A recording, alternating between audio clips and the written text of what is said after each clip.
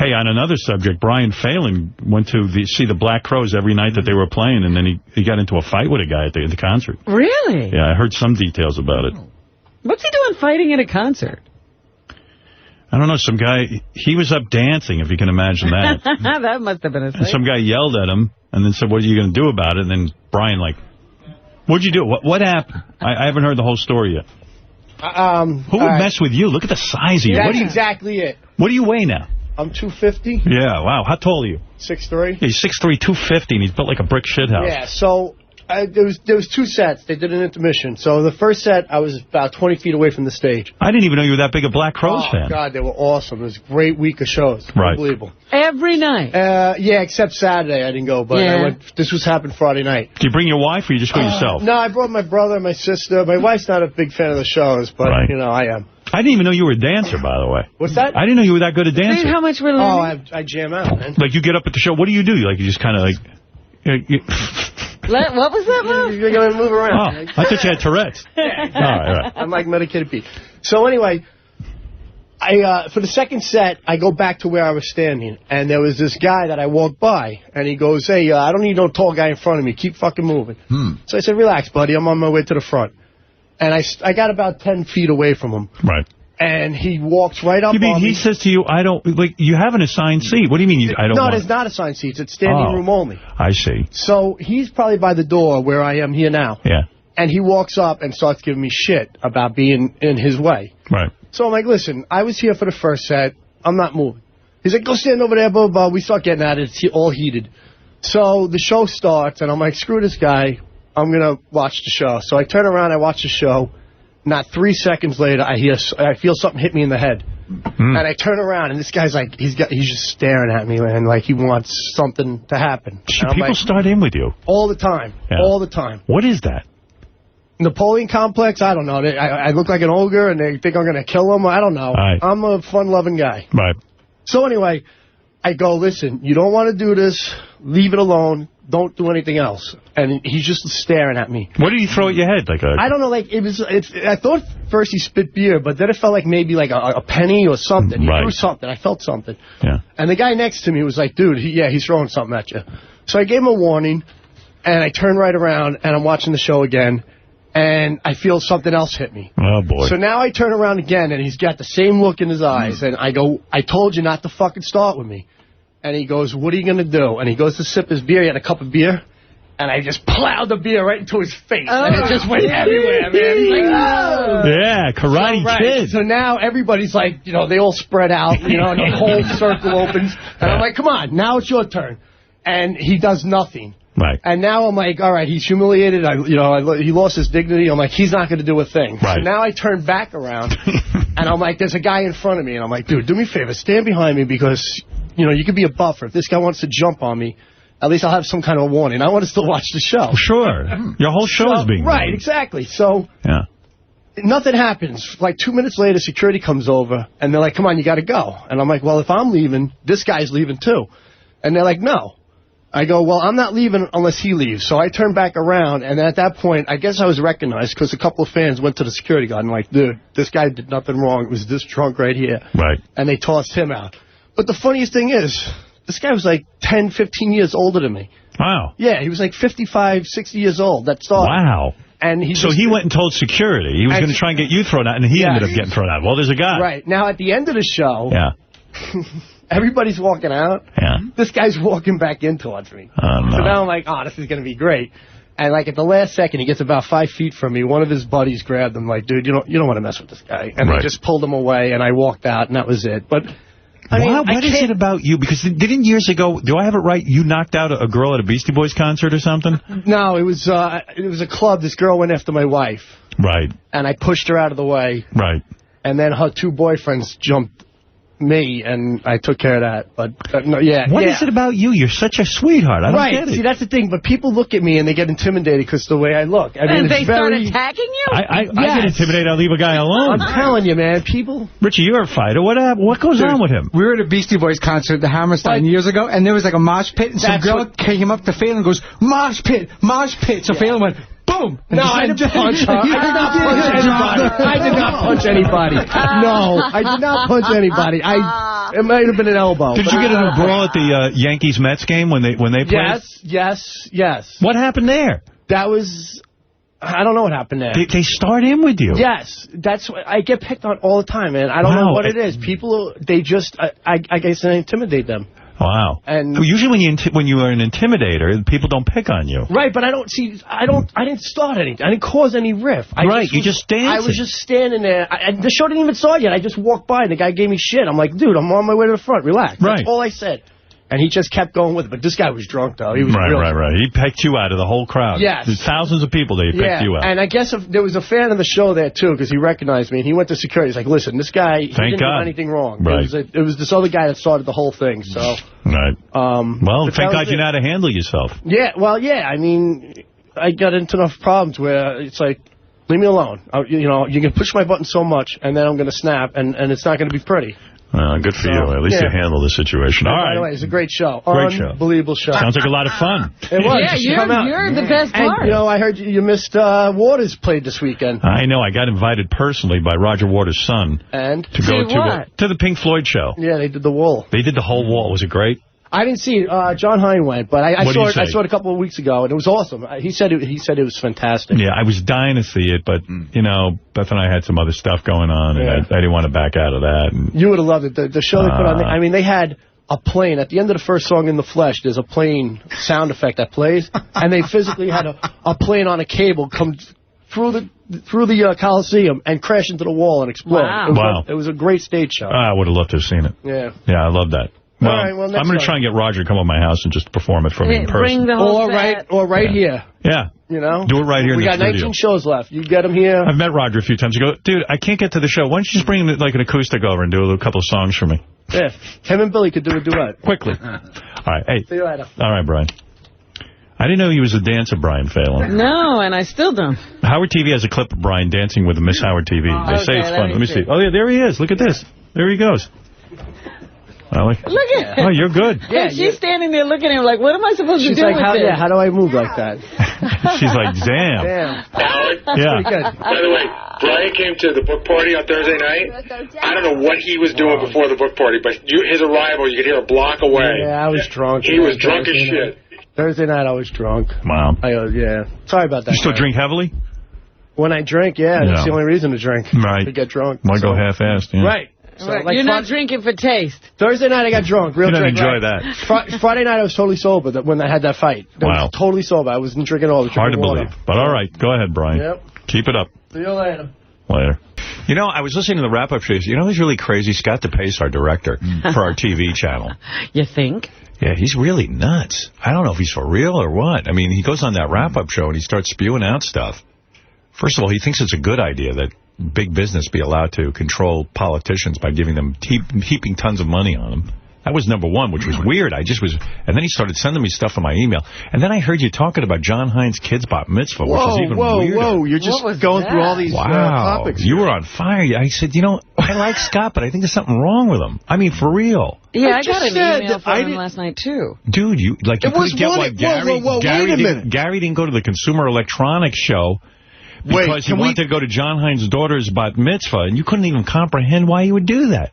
I said, Gary, the CES is a big thing for you. You're gadget, Gary. Why didn't you go? And he said, because of John Hines' bar mitzvah, daughter's bar mitzvah. And I said, it's his daughter's bar mitzvah. It's not. Yeah, and you can't comprehend it. I guess me being non-Jewish, I didn't realize how big of a day a bar mitzvah is. It's a party. It's a birthday party. No, it's more than that. Well, you know what? Then to me, it's not. It signifies her coming into... It's not that it's about you. It's about, to John, it's a big deal. I agree, but it's a big day for Gary. I just thought that... What, the Consumer Electronics Show is a big day for Gary? He made a sacrifice. Doesn't that happen every year? He had a job. He was booked. They were going to pay him to go and stuff. And I mean, come on. He made a sacrifice for his friend. Okay, that's great. I wouldn't have made that sacrifice. Well, we know. That's what I'm saying. Yeah. It's something weird that you can't comprehend the sacrifice. You're very selfish. Dude, why didn't you go? I didn't want to. Why? Because I'm selfish.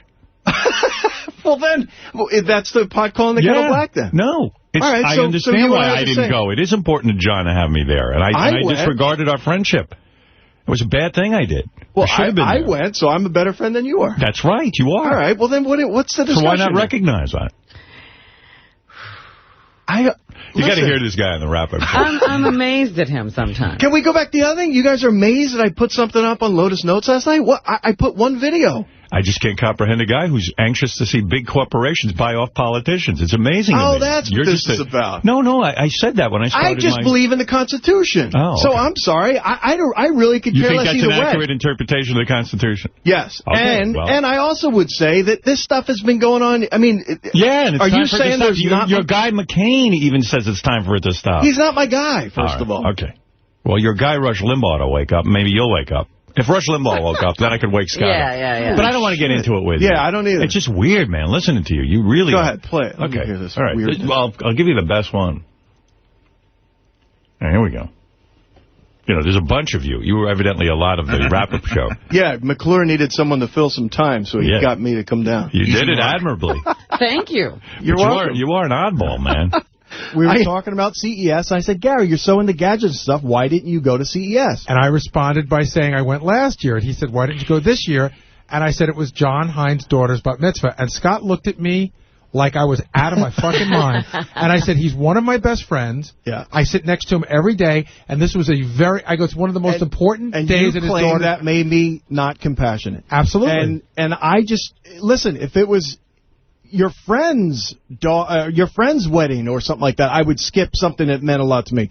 But someone's friend's daughter's bar mitzvah, I don't know, maybe a wedding, all right. But he's a good friend. You would have understood, wouldn't you? Totally, and he told me to go. I chose. So what do you think that he would that my side is necessarily wrong in this? Yeah, you do. I think that you're wrong that it was so foreign for you to even consider it.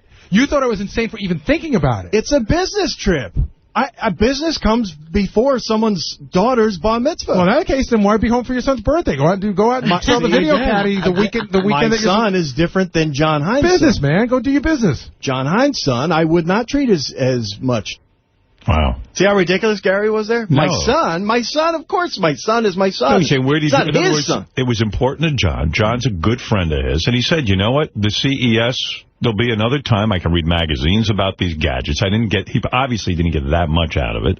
Yeah. And he said, I'd rather be there for my friend. I feel a close tie to this guy. You guys are amazing. You guys don't even like when people bring in, like, Girl Scout cookie things for their kids. I don't. Well, what does that got to do with this discussion? It's a birthday party. No, it marks in the Jewish religion, it marks the beginning of adulthood for a woman. She has studied for years now, most of her life, for her 13 years. She's gone a couple of times a year to study Hebrew, to learn a language. Okay, I'm not Jewish. I don't really appreciate that. John appreciates that. Okay, and you're not that dumb that you don't understand that this is important to a Jewish person. You've heard this bat mitzvah thing. No. I don't. Listen, you've been around enough Jews to know that this is a major...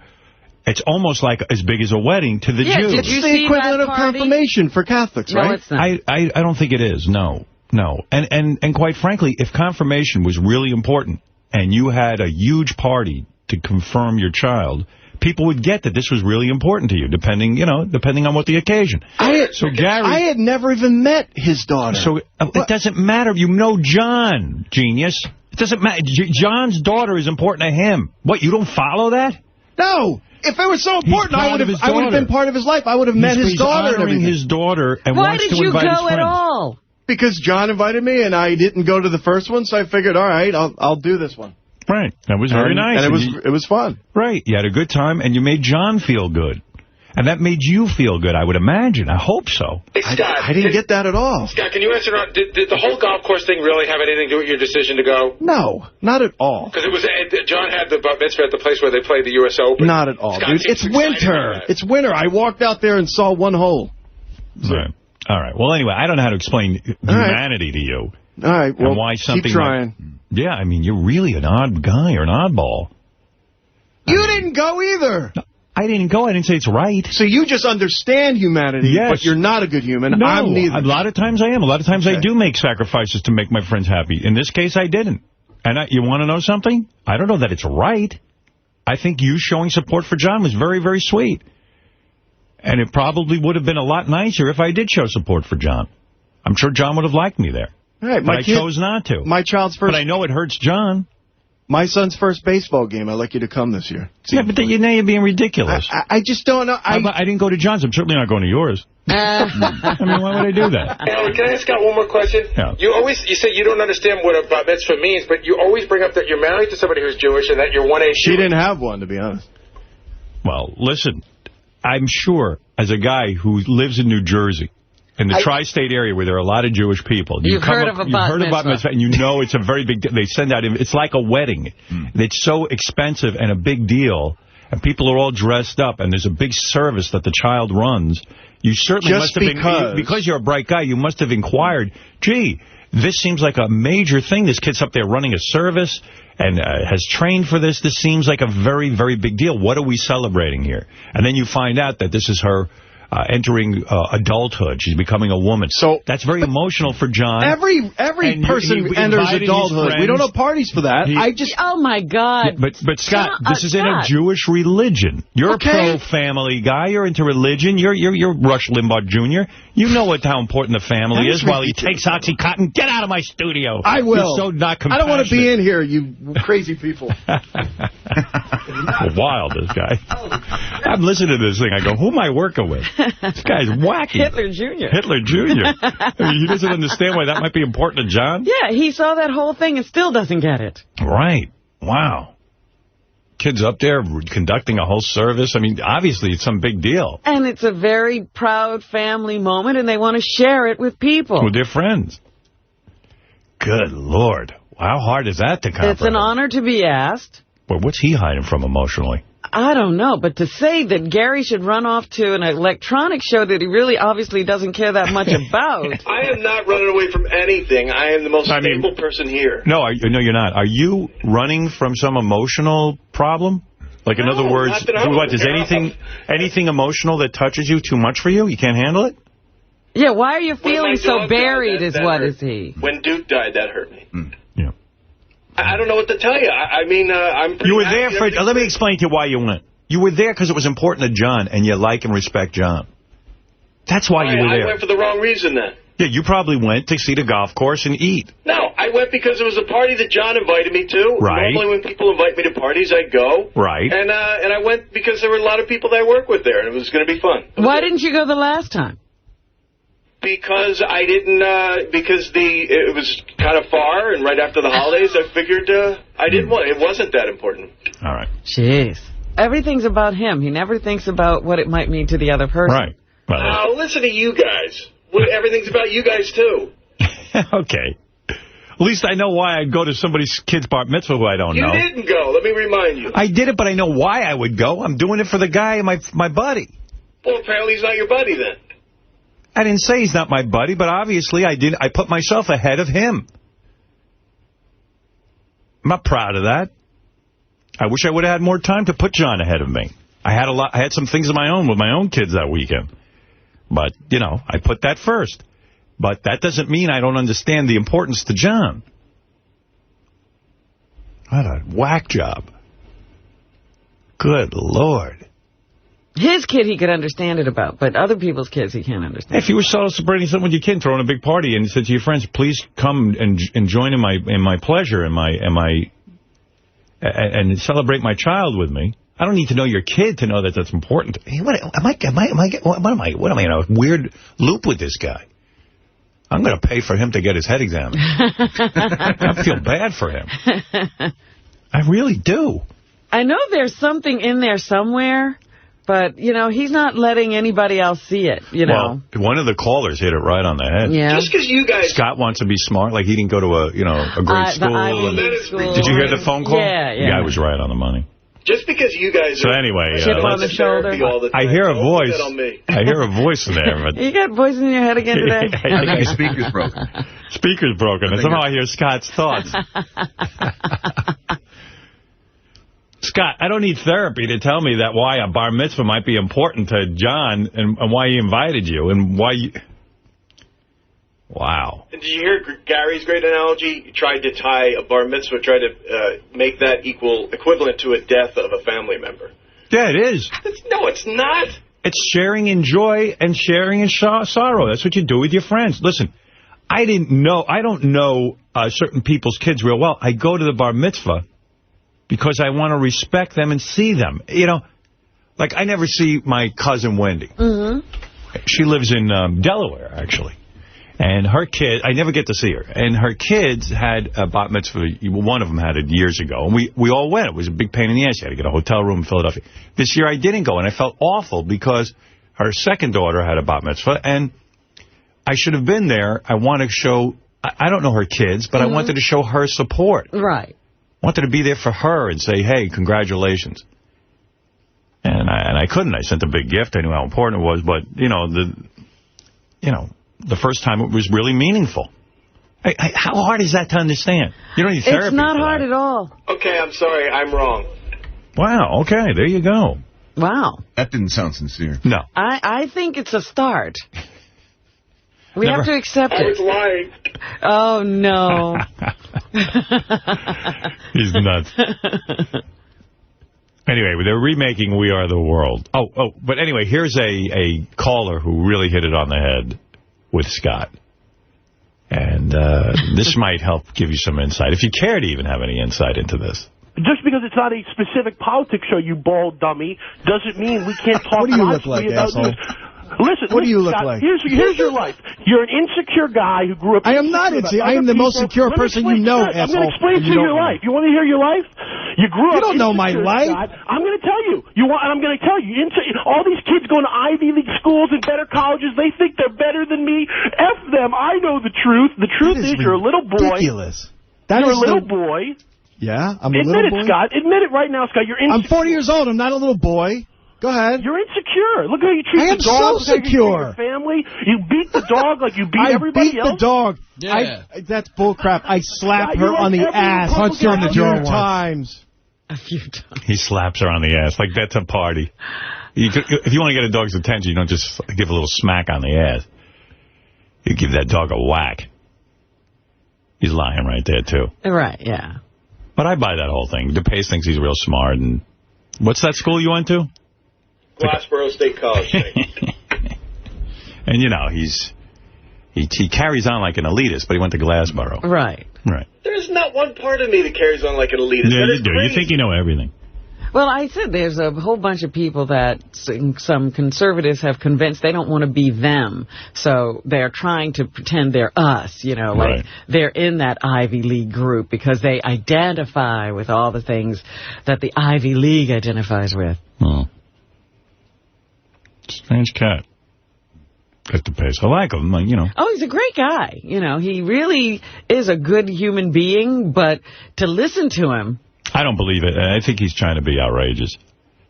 I don't know. I swear to God, and how can I be a good human being if I'm not compassionate, Robin? No, I see that you're a good father, you're a good husband. Yeah.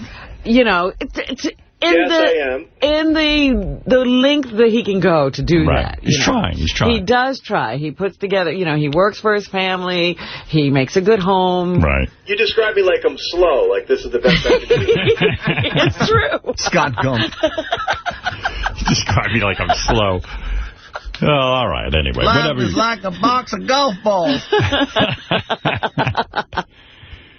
Oh, wow. And mostly I think he's good because his wife is so wonderful. She sees something good in him. These wives seem to bring out the humanity in him.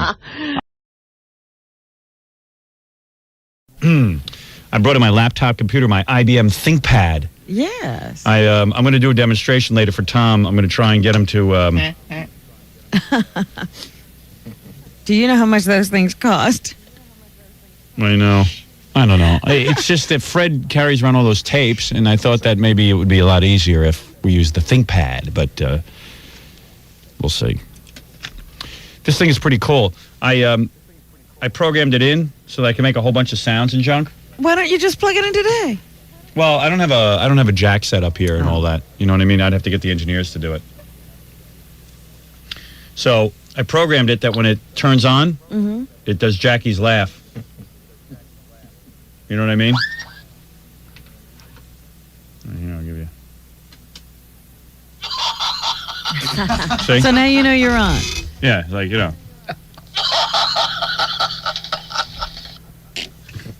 I love that. Jackie likes that. Hey, he goes, how can I get mine to do that? Yeah. Then I always keep Robin in here. All right, I always got that in case I'm not feeling funny. And then I just put that on and then I feel funny. See, Robin? Are you sure this isn't a bad thing? No, then I programmed... when you can tell yourself that everything's funny? Well, hey, screw everybody. And then I put the fart sound effect in there. Fred, play the fart sound effect. I put the fart sound effect in there, so my computer, every time you know how computers work when you drop and drag stuff? You know. So every time I drag something, it farts. I drag it and then I drop it, and when I drop it, it farts. So I took my daughter somewhere on Sunday. Yeah. And there were like 2 women waiting in this lobby, and I'm working on my computer. I dropped the sound effect in, and you hear that one. These 2 women start shooting me a look, and I go, well, I wonder, should I tell them it's my computer? Because it really, it was really... who's going to believe that? And it gives me this look of disgust. That's great. Oh, my God. It was so embarrassing. And I forgot that I programmed... you really would have a big, loud one like that. Yeah, it was really disgusting. But it really, the sound on this thing is really good. Can I ask you a question? And I was really embarrassed. You know what? And I just said, forget it. I'm not going to say anything. Because no one's going to, Yeah, what are you doing answering to them anyway? Yeah, exactly. Screw them. Screw them. Yeah, go ahead, Jackie. Not to sound too computerized, but are you making those sounds? Can you do it just by clicking on an icon? Is that how you do it? Yeah, well, that's what I'm going to show you a demonstration. I talked to IBM about this. They're going to augment this program so that when you click on, the sounds will come up. The way I'm going to show it to you is I'm going to show you a couple of different ways that we can do it. But eventually, if we got the system for Fred, it would be you would click on, and then boom, the sound would come up. That would be that instantaneous. Uh-huh. I'm not equipped to do that yet, okay? Just give me a break. Sorry. See, I got all the sounds in here, Baba Booey. Baba Booey. See? While I'm working. Every time I make a mistake on my computer, it says Baba Booey. Oh, Baba stop. Booey. Yeah, it does. Baba Booey. Do you love that? I got a whole bunch of stuff in here, Robin, that you would like. I'm gonna show you guys after the show. You know what I'm saying? I hear you. Do you hear me? Where's my fart? Wait, I gotta find that. Now these things are going to be difficult to find. No, it's easy because it's all on a list. It'd be so much easier for Fred to work this way. You hear what I'm doing over here, Robin? I'm computing. Because I wonder about Fred's painting. Will this take a little while for him to learn? No. It's idiot proof. Even Fred can do it. Anyway, here. I even put in the computer a whole bunch of notes for the show. So what do you want to hear about? You want to hear about the party Saturday night? I suppose. I don't know. Do I? Will I hate you all if you tell me about that? You're not really that much a part of it, actually. Good. Nobody really missed you that much. I didn't expect to be missed. I just don't want to be talked about. You're not going to win in this game. Yeah. Anyway, so we went to Jackie's house Saturday night. It was a big dinner party at Jackie's. Couples in attendance were me and my lovely wife, Allison. Jackie Joe Man Marlin and Nancy Sirianni Martling. Yes. Cougar Mellencamp. Gary Delabate and his wife, Mrs. Bowie.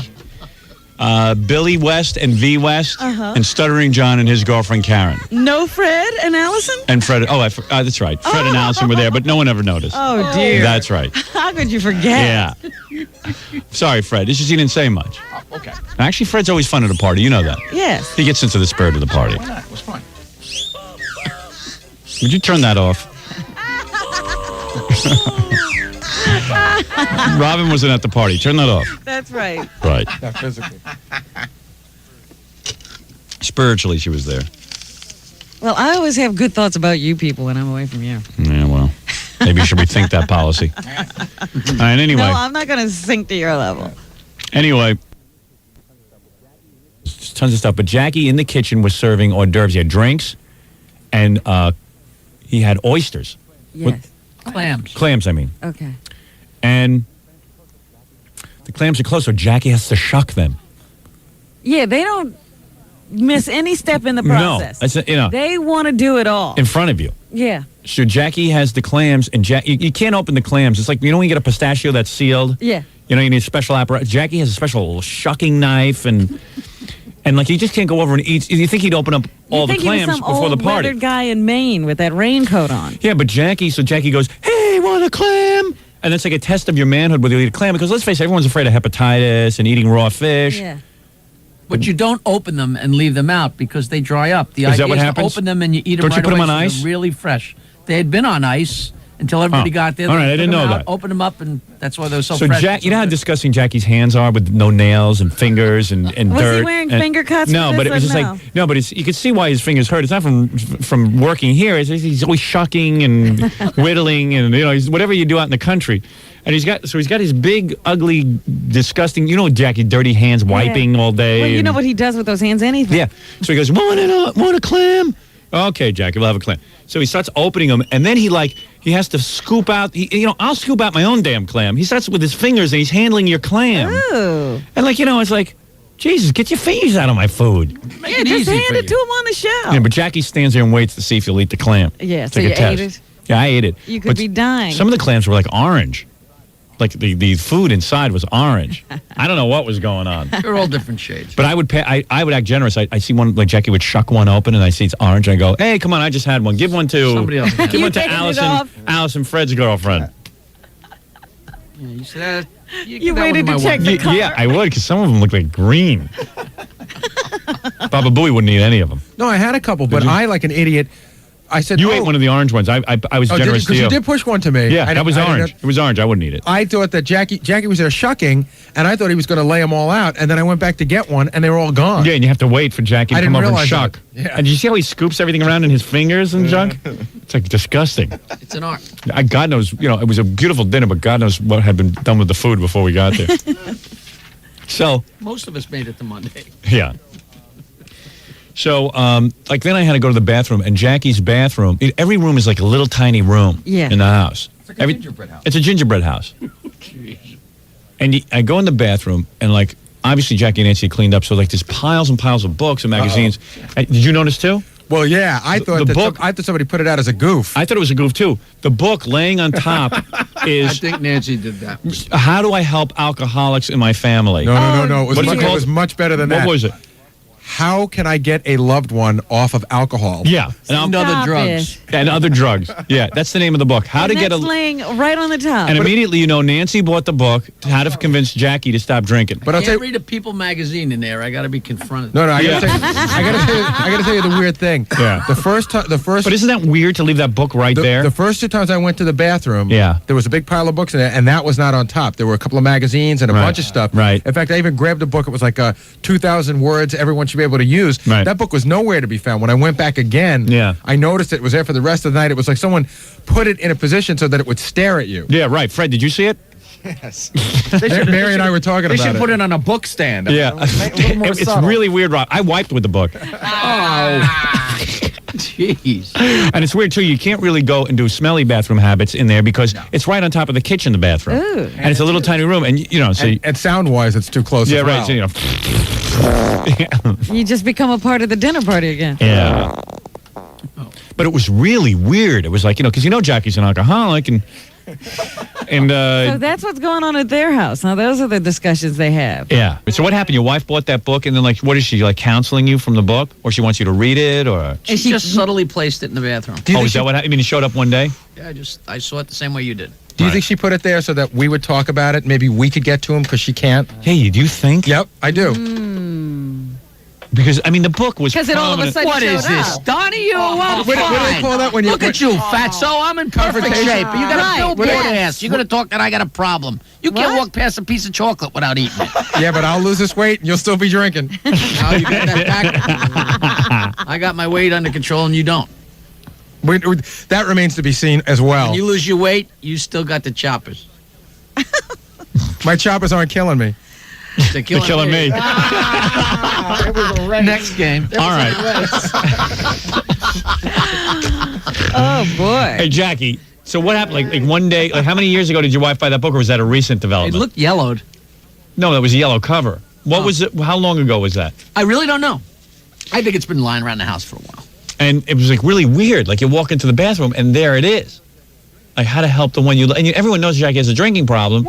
And why would you put that book on top? For guests. Yeah, for guests. I'm thinking about it. I think I actually bought that book. And why did you buy it? So I could laugh at it. For jokes. To prop up a table leg. Shall we continue with this? I got to take a break, and then I'll. Yeah, you haven't told me how dinner was. Yeah. Oh no, I'm just up to eating the clams. So we were all sitting around, and then we started complaining because we didn't watch tapes of Jackie's party. Jackie put on the Yule log from Channel 11. Are you kidding? No. So that was going with the country music. Oh my goodness. Oh, you were in heaven. And Jackie, I guess, felt really good about the night. He was really happy that everyone was having a good time. And Gary's wife is very proper. I feel, Mary. She really comes off as a very proper lady. Jackie gets up, and I guess he was so high, he thought he was in the kitchen, but he was walking toward the kitchen. And the kitchen and the living room were on top. He just turns around, and he blasts a fart. Just want to apologize to Mary Delabate.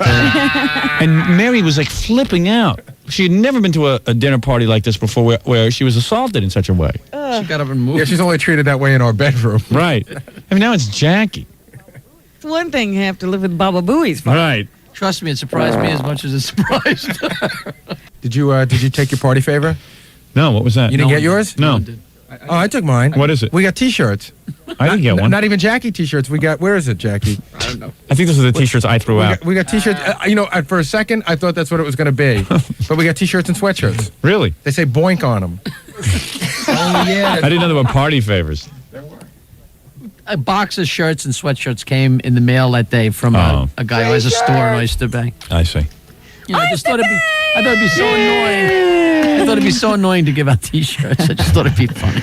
So, and then we played a game where they give you a word.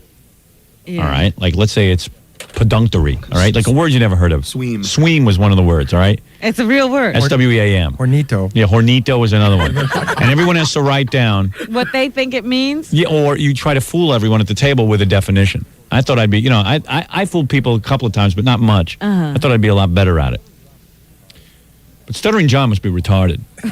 He was my partner in the game. 6 people with the middle C. One time. All right, we got to take a break.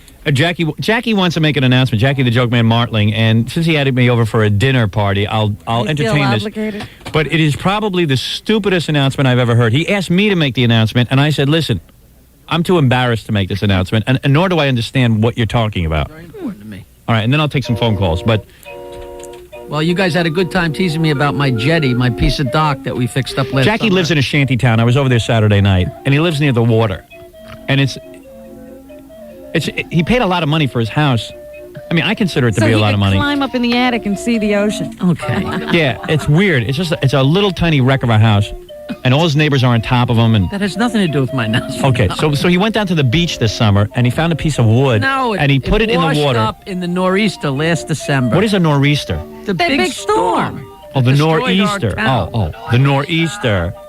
Everyone forgot about that storm, but Jackie's still living it because his whole house was full of water. And he had special pumps put in. He had the nor'easter in his house. Hey, the nor'easter, how could you not know that? Well, a big chunk of dock. So anyway, a big chunk of dock. In other words, a piece of wood, what I originally said. Yeah, that'd been broken off of something else. Yeah, a broken piece of wood washed up, and Jackie's summer project was he sanded the stupid piece of wood, and him and his friends shellacked it and played with it, and then they put it in the middle of the water. And what do you call it? The whole town had fun swimming on it and diving off it. It's a dock. It's a raft. The whole town.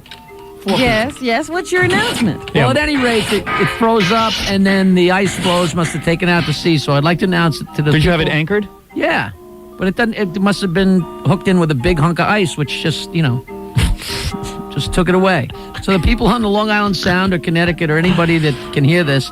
It's a 4-foot by 20-foot wooden dock. Shut up! He's looking for his dock. I'm looking for my dock. He didn't put, and he goes, "Stupid me! I didn't put my name on the jetty." What do you call it again? A jetty? It's a raft. No, but what do you call it? You called it a jetty. No, you called it something. I never called it a jetty. You did too. You called it just now. You guys started the jetty.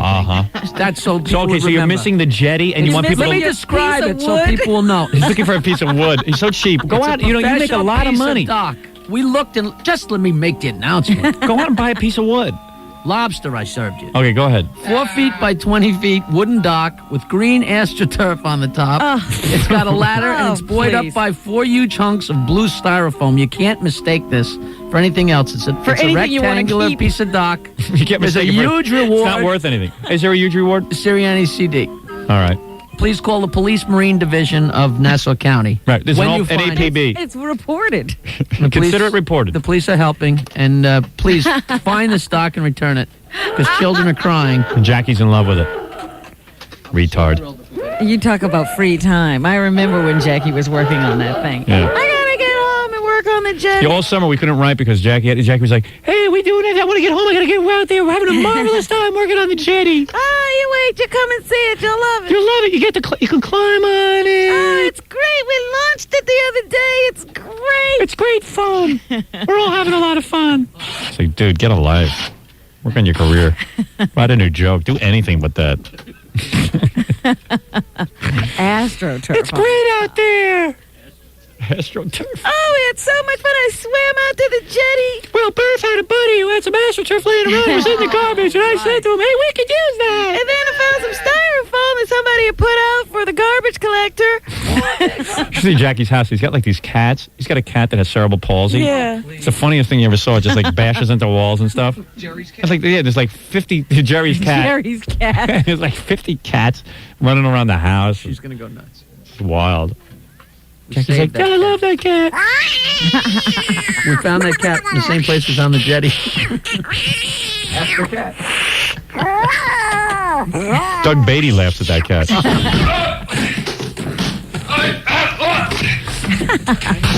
Wouldn't that be neat if Jerry, when you're on the telephone, brought out the poster child? You know, the kids in the wheelchair and stuff. And then, like, he has a cat. The cat has cerebral palsy, too. Or muscular dystrophy. Muscular dystrophy. And then Jackie's cat has muscular dystrophy. And imagine the cat came out and they had, like, a sad little piece. Like, They you had know. a whole little piece on the cat and how Jackie and Nancy have to get all this therapy for the cat. Yeah. Cerebral dysplasia, I think it's called. Yeah. Same thing you got, The Jackie. mother was malnourished. I think Jackie got it when his mother was malnourished. I think what Jackie has is cerebral displacement. They Right. forgot to put in his brain. No, he forgot where the jetty is. We're looking for it. It probably got stuck on a big block of ice. Yeah. And you can't miss this thing. And just report it to the Marine Police. All right, let's take a break, Rob, and then we'll come back with more news.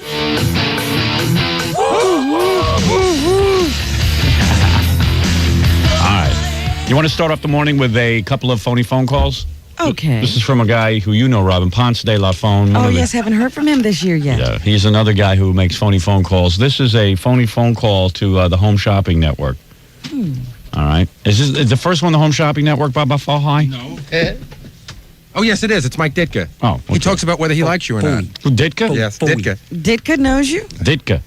Well, first he acts like he doesn't know you, and then he decides whether he likes you or not. I don't know him, but I don't like him. One could just imagine. That guy doesn't seem high on brain power, does he? Whenever I hear him talking. Ditka. You know, they're always talking about how these football guys have to be smart because, you know, of all the different plays they run and so forth. Yeah, sure. I'm not buying it. Yeah, me neither. I think it's about all they know. Standing $29.95 for the autograph book. We go to the call. What's he selling? An autographed Ditka book? Yep, his bio.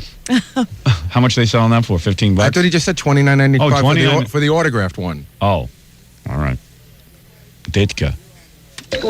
Hi, you're on the air. Who's this? Yeah, this is Bob Abui from Quivers, California. Hi, Bob. How are you? Fine. You're a big Mike Ditka fan, huh? Oh, I love it. And I have the book already, and I just wanted to get an autographed copy. Oh, very nice. Say hi to Mike with us tonight. Hi, Mike. Good. How you doing? Thanks for calling. Certainly appreciate it. I'm glad you have the book already, too. Can I ask you a question? Yes. Do you have a Howard Stern's book, Private Parts? Do I have a what? What was that? Howard Stern's book, Private Parts? No, we don't have Howard Stern's book. Can you read, Mike? Oh, he can read this. What did he say? Can you read Mike? Can you read Mike? Mike, you know how to read? This is a great book right here, the Mike Ditka book. Howard Stern won't be coming on this show. No, though. I don't think so. He'll be going on his own show probably. This is the Ditka autobiography. Those guys on QVC are very nice people. They no matter what happens. They just keep smiling. And the the smile is always in the voice. That's and he didn't, you know, for once they don't freak out over my phone calls. Like, well, I don't think Howard Stern will be on this show. Larry King's like, Lesson 30, the certificate of authenticity. That's good. Howard Stern. That's good. Who is he? Yeah, that's a question. Who is That's what he said when they asked who I was. Who was he? Well, I'm not a big fan of Howard Stern, so. Not many of them out there. We'll go to the calls again. I'm not a big fan. Not many of them out there. No one even asked him if he was a big fan. Who said not many of them out there? That guy, the guy with the smile in his voice. When he said, I'm not a big fan of Howard Stern, he goes, not many of them out there. How insulting. J. Mike Dicker doesn't like me. Most guys say they don't like me, but most of them listen. Let's see. Ponce de la Fone, although in Chicago, I don't think he listens, does he? Ponce de la Fone calling Tommy Lasorda. Yeah, on ESPN. Oh, he gets all the sports guys. Our good friend Tommy. Tommy is at odds with us, isn't he? Well, not with you, just with John. Yeah, what John happened? Got him. John's gotten him twice, and both times he's left aggravated and cursing. Right. What the hell kind of question is that? Oh, that's right. That's right. What the hell kind of question is that? The best one, if you remember. And what was the question that John asked him? One was, did you ever fart in the catcher's face? And one is, how much you want to bet Pete Rose will be gambling soon? But it's great because one time Tommy Lasorda was eating like a big ice cream pop and his mouth was full. Yeah. And he goes, what kind of question is that? Yeah, right. He was eating one of those diet ice cream pops. Right. Now, what's this next one? Tommy Lasorda on ESPN. Okay. And he hates us. Oh, good. Well, for him to say that we weren't going to win any games against the Giants, I'll tell you one thing. He couldn't be. You'll remember, Tommy. You'll remember. All right, let's stay in Florida. You are on Talk 2. Hello, Paul. Good to have you. Hi, Tommy. How are you, Paul? Fine. Can you comment on Howard Stern's ass? Unnecessary, Tommy. Don't worry about it. I'll take care of that. What happened? How do you know he hates us? Oh, no. I mean, he just hates us in general. Can you comment on Howard Stern's ass? It's unnecessary. It's unnecessary. Why is that unnecessary? I'll take care of that, Tommy. Leave that to me. I took care of it, Tommy. You don't have to do it. No one on this planet has to do that. That guy wanted to do it. I'll take care of that one, Tommy. That's a very funny call. I almost have to hear that again. Well, for him to say that we weren't going to win any games against the Giants, I'll tell you one thing. He couldn't be. You'll remember, Tommy. He never told us one thing. He goes, I'll tell you one thing, and then he goes, he couldn't mean that. I don't know what he's talking about. I'll tell you one thing, and he never told us the one thing. You'll remember. All right, let's stay in Florida. You are on Talk 2. Hello, Paul. Good to have you. Hi, Tommy. How are you, Paul? Fine. Can you comment on Howard Stern's ass? Unnecessary, Tommy. Don't worry about it. I'll take care of that. Well, I want to comment on it. It is really nice. I like a guy with a big full ass. Hey. I got to tell you one thing about it. I don't know. And what is this one finally? This one's great. This is Robin Quivers calls up one of those like astrological shows. Oh, really? Yes. Okay, let's hear this. And we're going to go to line 1, Robin in Santa Monica on Century, who's been waiting patiently. I think I'm not of this planet. Oh, okay. You and Howard Stern, huh? Okay, let's go to line 2. Wait a second. I got to back up here. There's a lot going on there. So this guy pulls Robin's voice off. Right. And he says, this is Robin calling in. Right. Okay. It's an astrological show. It's a show about now, people as soon as Robin says something, the woman recognizes her voice. I guess so. Because they don't introduce her as Robin Quivers. No. Right. And we're going to go to line 1, Robin in Santa Monica on Century, who's been waiting patiently. I think I'm not of this planet.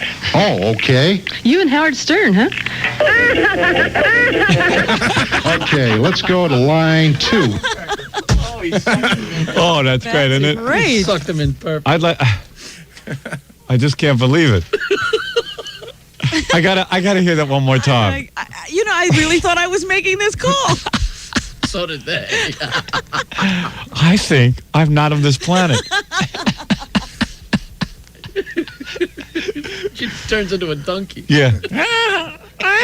Listen to the rooster over there. I know. All right. I meant the way he edited it. And we're going to go to line 1, Robin in Santa Monica on Century, who's been waiting patiently. I think I'm not of this planet. Oh, okay. You and Howard Stern, huh? Okay, let's go to line 2. What? I wonder if he had more? If they had tried to converse with me? I don't know. It sounds like I don't know. I don't know what happened there. When you said you weren't of this planet, why didn't they do a follow-up? Well, the guy, I think, wanted to have a discussion. Yeah, he needs to get like more Robin things off the radio, and then really have a whole thing going. If it had just been a short little normal laugh, they probably would have responded and kept the conversation going. Yeah, when you hear it doubled up like that, it's not human. Plus, people don't laugh with a soundtrack. Right. Yeah, right. And we're going to go to line 1, Robin in Santa Monica on Century, who's been waiting patiently. I think I'm not of this planet. Oh, okay. Right to the point, as you usual. and Howard Stern, huh? Okay, let's go to line 2. He's working overtime out there, that phone. That is fantastic. All right, we got to take a quick break.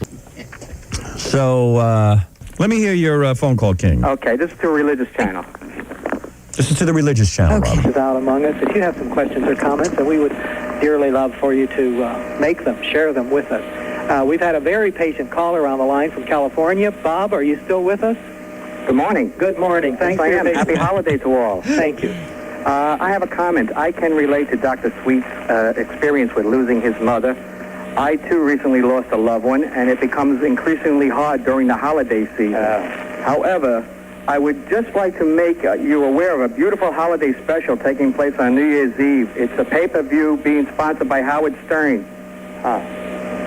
Okay, I don't know anything about it, so thank you. That's the same call that gets in every now and then. Thank you. And my feeling about that, though, is that he's hearing a message, and there must be a reason that he continues to want to be a part of what we're doing. And so I think the person is being blessed by what you're saying there. Oh, that's interesting. Who's that old guy who sounds like he's on his last legs? He's in his 90s, about 91, 92 years old. Yeah, he sounds like he's muttering. Are you sure that's not God? He was like, that's that same guy. Yes, I love how religious stations always turn things around. Yes, but they're hearing the message, and that's positive. There's a reason he wants to be a part of this. Okay, so play me the phone call. Okay, I called Rockline. You're going to be on there Thursday night. I called Rockline and spoke with Rick Ocasek from the Cars. That seems to be his only gig these days. Doing talk shows. Rick Ocasek. All right. Settle on there. Thomas is in New York. Rick is also in New York. Thomas, you're on with Rick Ocasek. Hey, Rick. Hi, Thomas. Hey, are you going to get Howard Stern's pay-per-view special on New Year's Eve? I'm sure he will. At one day very soon. I probably won't be able to avoid it, will he? Probably not. Let's go to Bill in Augusta. Probably won't be able to avoid it. Yeah, there's no way you could avoid it. You should see if you can get his wife in the pageant, Howard. Yeah, I'd like her. Paulina Putragufa. All right, dude, thanks. Hey, like them apples. What is it like not to have a life of your own? All right, there he goes, Captain Jenks, recently signed with Atlantic Records, I guess releasing his phony phone calls. Yeah. Pretty wild, huh? It's unbelievable. I know. Was that a complete surprise to you, Jackie? Yeah, he's eating his heart out over there. Let's leave Jackie alone. I'm not my heart out, but I agree. I don't understand how you can get away with it. I don't know. I'm sure they're using the calls to places where you solicit phone calls, because the people have asked for a phone call, and he's willing to be on. I see. And that means you can sell it? I mean, you can actually sell that person's phone call? Yeah, I guess. Robbing for the defense. I guess that person has given up all rights. Yeah. It doesn't sound right to you, though, right? I don't know. It's just... It's weird. Well, all I know is he's got a record deal and we don't. Atlantic must know what it's doing. Right. We'll take a break. We'll be back right after these words. We were just talking about real estate people. It's my favorite topic. You know, Gary's been looking for a house. Did you know that, Robin? Gary's looking for a house, yes. Yeah. I have great fear that he and his wife are planning to start a family. Yeah, me too. That's more responsive. Now I really can't fire him. She keeps talking about the school district. I know. Well, that's the buzzword for is the area white. That's how you find out. And the reason you're looking for it, though, is because you're planning to have children. You're not allowed to ask a real estate guy, hey, is this a white area? Because that's like against the law. They're not allowed to answer. Mm-hmm. But some of them answer. Gary told me he asked one guy, and the guy goes, I'm not allowed to answer that. And the other guy goes, hey, is this an area white? And the guy goes, Lily. I think he was talking to Herman Munster. Lily. Oh, Lily. Lily. I told you, one real estate broker took me out, and we were out with her the whole day. She was really good, and then she just said, she was telling some story, and she goes, yeah, you know, and then these two faggots were by. Yeah. What a wonderful world we live in. Fred went out. When he was looking for apartments, the guy turns to him and goes... First apartment I ever got. Yeah, the guy goes... I didn't even know what he was talking about. He goes, you like this area? No schwatzes. You didn't know the term. I didn't even know what it meant. Yeah, no schwatzes. And I go, oh, okay. You're allowed to say that, though. Well, always remember the 3 L's of real estate, no matter when you're looking. I told this to Gary. I said location, location, and racism. Because you won't go wrong. Well, you know, you're plunking down a lot of money. You want to make sure there's no tension in the neighborhood. You understand? Make sure nobody hates you. It's hard enough. Well, it seems that we've come a long way. Very happy to be here. Sure. Anyway, Robin, what's in the news? Oh, that's what you want to do now, huh? Sure. Why not? Somebody come and get these cards? Because I think I want to talk about Paul McCartney first. And the Rock and Roll Hall of Fame. Why do I have to get the cards? Hey! Why doesn't Fred get them? I'm the head writer. Damn it. I could have been writing. Hey! I could have written something. We had interns to do stuff like that. He won't take them now. Hey, I'm a flying gag writer, not a flying card carrier. That's right, Fred. You got it. All right, thank you. Yeah, it's Super Bowl Friday, and yesterday, Tanya Harding.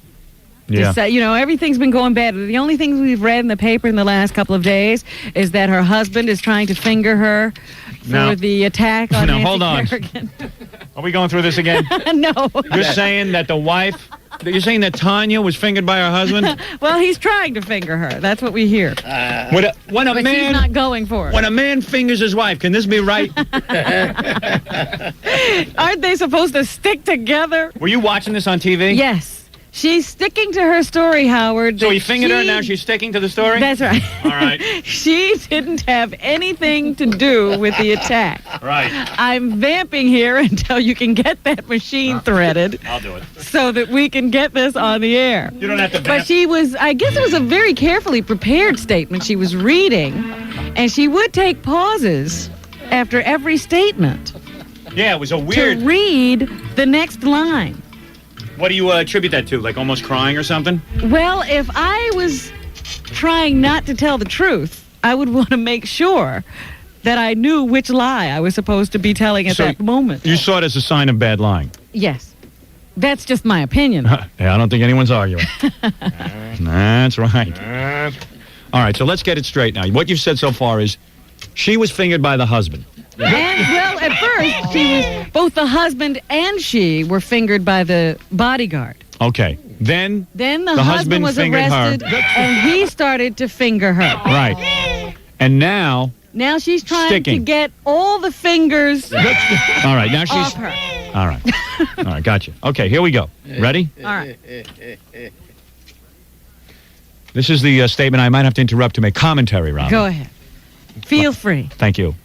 I would like to begin by saying how sorry I am about what happened to Nancy Kerrigan. Hey, what was that? What? That's Fred dropping cards. No, it's not. No, it isn't. Something just fell. Oh. Uh-oh. Not me.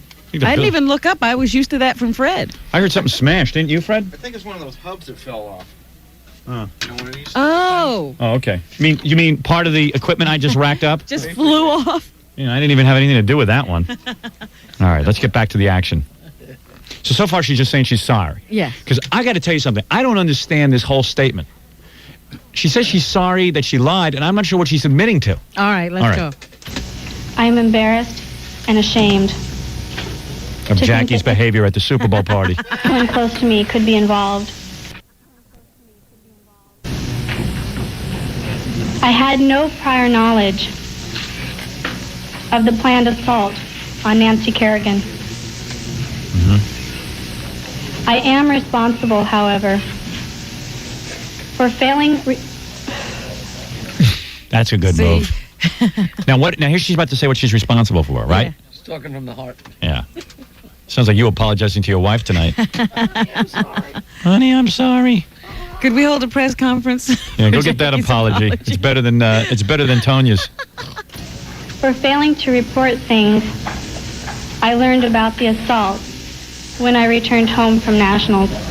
All right, so she's saying she learned something when she returned home. Yes.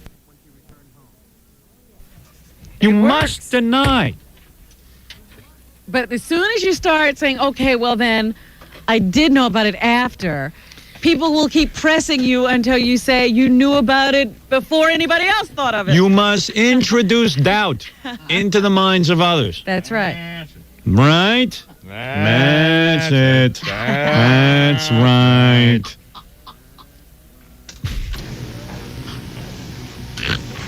Many of you will be unable to forgive me for that. It will be difficult to forgive myself.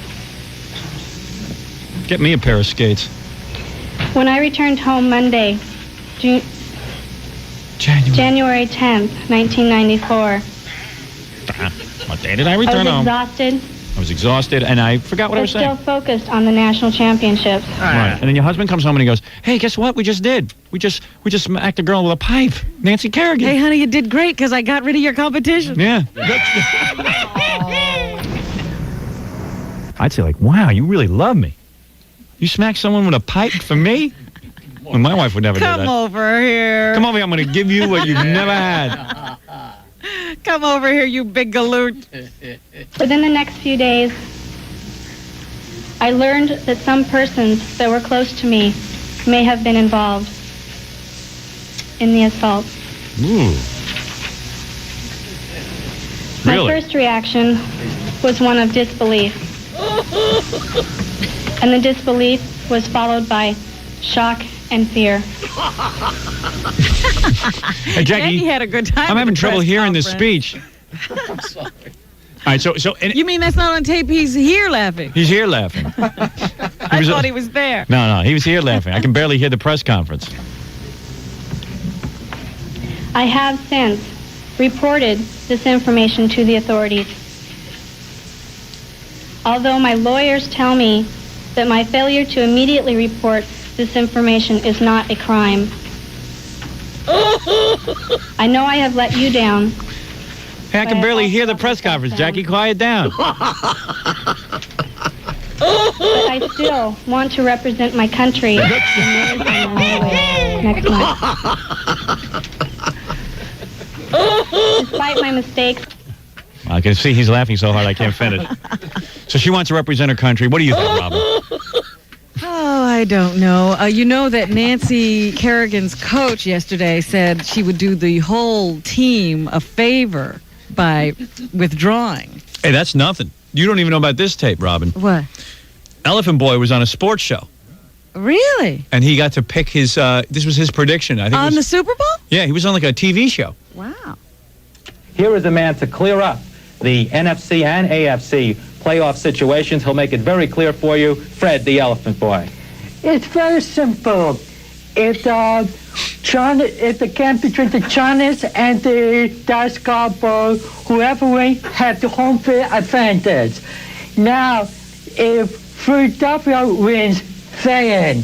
If Minnesota wins, they in. If both of them lose, New Orleans in here with let's go out. You must go into a fistball, pick out the teams themselves. It's that simple. You know, this reminds me of when Professor Erwin Corey used to go over the complicated playoff situation, but you got it better here than you did on WFAN the other day. Whoa. Were those teams even in the playoffs? No, I don't even know what he was talking about. I heard like Philadelphia and Minnesota. Yeah. I don't know. New Orleans. What I said the other day, that's simple. Why you do it? Yeah. You understood more of it than I did. That's simple. If Philadelphia go in, they get the home field advantage. What was he saying at the end? If Philadelphia Whoever had the home field advantage. They in. Yeah, they in. Is that what? They in. Minnesota, they in. If they're not in, you put in a fishball. Then they in. If Dallas plays the Giants, which they didn't, they whoever in. has the home field advantage, they in. They out and in. They in, they out. It's like out there. They're going to die. All right, very good. In the paper today, in Jerusalem, carpets woven from the hair of Auschwitz death camp victims Jackie has the same carpet in his living room. Have been turned over to the Holocaust Memorial Center. Oh, can you imagine that? The carpets were sent to Jerusalem by an Italian woman whose family has owned them for 50 years. She had to hold on to them. You know, Well, they were changing the decor, Howard. They don't fit anymore. yeah, you know, hair is out. Hair carpets are out. Human hair carpets are out. Mohair's in. That's mohair, as in the Three Stooges. That's right. This was made from the head of Mo. I understand she also has a rug from her own mustache hair. In case you're looking for something, the Yeah. nearly identical carpets measure 1 square meter each. They are brown with 2 darker colored patches on each. Aren't the Germans amazing people? I mean, they go, you know, like most of the world hates the Jews, but they went way beyond They went wild. in their Jew hating. I mean, they dreamt up. I mean, you know, Who would think of making a carpet out of hair? like the Germans would go up to like little children and take their hair out to make. They Yeah. go, let's make a carpet. They're almost like Jackie. When you go over his house and he serves lobster, his wife collects the shells to make soup out of them. Yes. It's like, hey, as long as we're killing the Jews, we might as well use the bodies. Is there nothing we can use? At least they didn't waste the carcass. We can make soup. We can use the eyes as hood ornaments. And their hair will make excellent rugs. This is population control. Would you look at human hair and think, hey, let's make a rug out of it? That might make a nice rug. How'd they know hair? How'd they know, like, sewing materials? All they had was hair? Fred, didn't your grandfather make a piano from Jewish fingernails and skulls? Very industrious. What are you laughing? We're going to have human bisque soup. Out of Israeli police laboratories confirm that these are human hair rugs. I thought hair decays after a while. And are 50 years old. Why would it decay I don't any know. faster than... I don't know. Does it? mean, I'm sure it was treated. Oh, I see. With shampoo. Do you have to shampoo those carpets? With like Yeah, you don't want to use regular detergent. You want to use something with a conditioner. My rug has Denver. my rug has lice. The Italian owner told authorities her father, a railroad worker in 1942 in northern Italy, bought the carpets from a passenger who told them they were made from the hair of people deported to Auschwitz. So they knew what they had there. And they kept them on the floor, and I was like, hey, listen, we paid for a rug, we're keeping it. I don't know that they kept them on the floor. That was my little joke. Oh, maybe they hung them on the walls. I mean, what do you do know, with they it? are in good shape. So Yeah. it didn't seem that they walked on them. Did they have them scotch guarded? I mean, how could they hold up for 50 years? See, that's how good hair is. Yeah. Ooh, boy, that's eerie. Staying in this morbid vein, The Germans are incredible. in page 6 today, they say that there's going to be an auction at the Holiday Inn Crown Plaza on February 24th that will offer the toe tag Toe tag. from Lee Harvey Oswald's corpse. Now, that's something I'd want. No kidding. Like, what's the thing like that go for? Well, they're hoping to get $4,000 to $8,000 for it. They say it also includes a lock of Oswald's hair. Is that suitable for carpet making? I don't think you have enough there. I don't think Oswald had hair. Wasn't he bald? He had a bald spot, but Oh. there was some... Now I know where the bald spot came from. Yeah, they ripped his hair out You're and not put it on kidding. his toe tag. It's toe tags. They say the tag was consigned by his brother, Robert Oswald. So what do you So get? it's from the family. You get the toe tag, you get the hair. And that's it. I guess Oh. a letter of authenticity. You don't throw in a night with Marina, the wife? Last year, the dealer who's handling this was the same dealer who sold the gun Jack Ruby used to kill Oswald and got $220,000 for that. That came with a cassette, didn't it? And a kitten? Did Nice you see the package, yeah. story that says the president and Mrs. Clinton often sneak out of the White House, sometimes in disguise, because they just feel pent up in there? Yeah. You know, and they always, whenever they go on one of these big things, you know, of course, the press is always with them. So in order to get some So privacy. just to get some private time and to be able to move around a little bit and feel a little bit freer, they go out on their own. They just walk out a side door, maybe with a couple of Secret Service people, and they walk around for a little bit. And sometimes they may even adopt disguises, but the White House is really not talking about it. Yeah, they dress as Bozo and Barney. They have a big Bozo mask and Barney mask.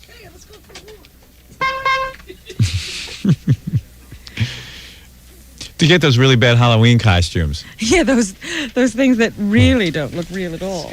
I'm a skeleton. You got that black material with the white paint on it. I say it's not a Halloween mask if you have to tell someone what it is. Hey, what are you? Skeleton. I had the worst costumes when I was a kid at Halloween. Had to tell people what I was. You ring the doorbell, trick or treat. Oh, what are you? What are you this year? Hey, you stupid bitch. Are you going to talk to the couldn't even breathe in those masks.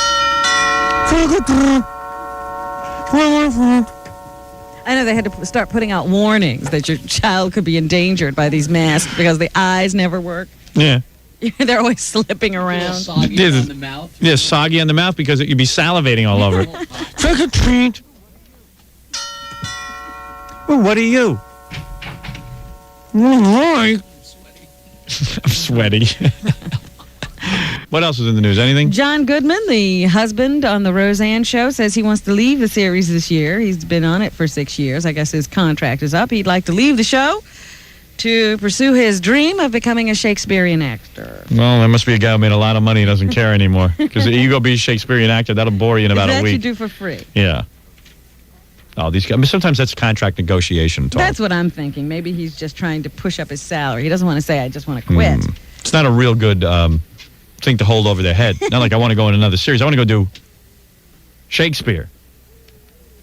No. Yep, that's what he's going to say. That's what he says in the paper today, anyway. Hey, I don't even need the money. I could just go off. I'm a gentle hippie. I could go off and do Shakespeare. Doesn't matter to me. One way or the other. You see, you're dealing with a guy doesn't care. Oh, yeah. I'm from the 60s. I mean, I'd love to work on Roseanne, but if I'm not, hey, I'll just go back to doing what I was doing. The money doesn't mean anything to me. So give me more. I need it all now.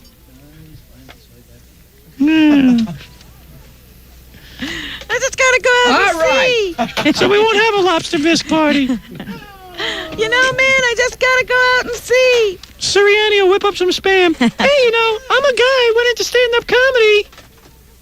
You know, I went into it when I was like 40. So... You know, and in the same breath, you'll ask me why I drink. Is these voices running through your head? Nothing says I can't leave this show and become a Hollywood scriptwriter. You never know. I can just punch up scripts. I could stay home and write movies. Yeah, with Sirianni. If you're listening, Hollywood, send something over, will you? You Okay. just never know. I gotta try. Yeah, the show holds me back in a way. It's not the money. I don't even need money. More, I'd stay. It's not the money. If you're going to have me stay, I need more. But I'll go do something for free if I feel like it. You know. Please return my doc. Let me tell you something, Howard. Somebody just faxed this to me, and Thank I you. hadn't heard this. If this is more stuff about me. No, it's not. Oh, don't read it then. Yeah. It says, Howard, I can't believe that you have not mentioned that the blonde Frankenstein John Tesh and Connie Selica are having a baby. Really? They say that on Friday's Entertainment Tonight show, it was announced that Frankenstein had called in. Frankenstein. Whose baby is it? With the news. Oh, yeah? That Connie is due in June. Way to go, Frankenstein. If that is true, congratulations. Baby, good. Will the baby have bolts in its neck? Yeah. I hope it'll look like John Tesh. I heard the mummy got her pregnant. Or was it Dracula? Connie, good. Connie pregnant, good. Baby, eat. No, John, no eat baby. Eat baby.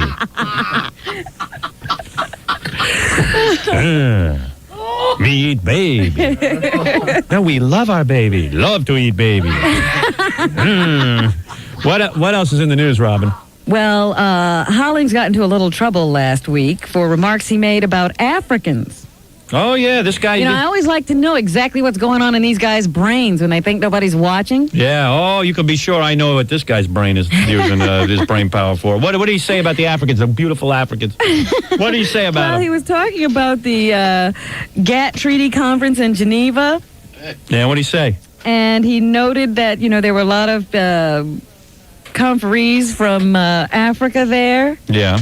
And he said, you know, rather than eating each other, they just come up and get a good square meal in Geneva. Yeah, well, you see, that whole stereotype of black people being cannibals. Oh, yeah. That's disgraceful. And this is a man who wants to tell you what you should watch on television. He's a hypocrite, that guy. Don't listen to him. Shrink his head. I hope those Africans shrink his friggin' head. What do you think of that, Robin? Or put a curse on him. Yeah, I'll put a voodoo curse on him. Africans do that, you know. They don't eat people, but they do shrink heads.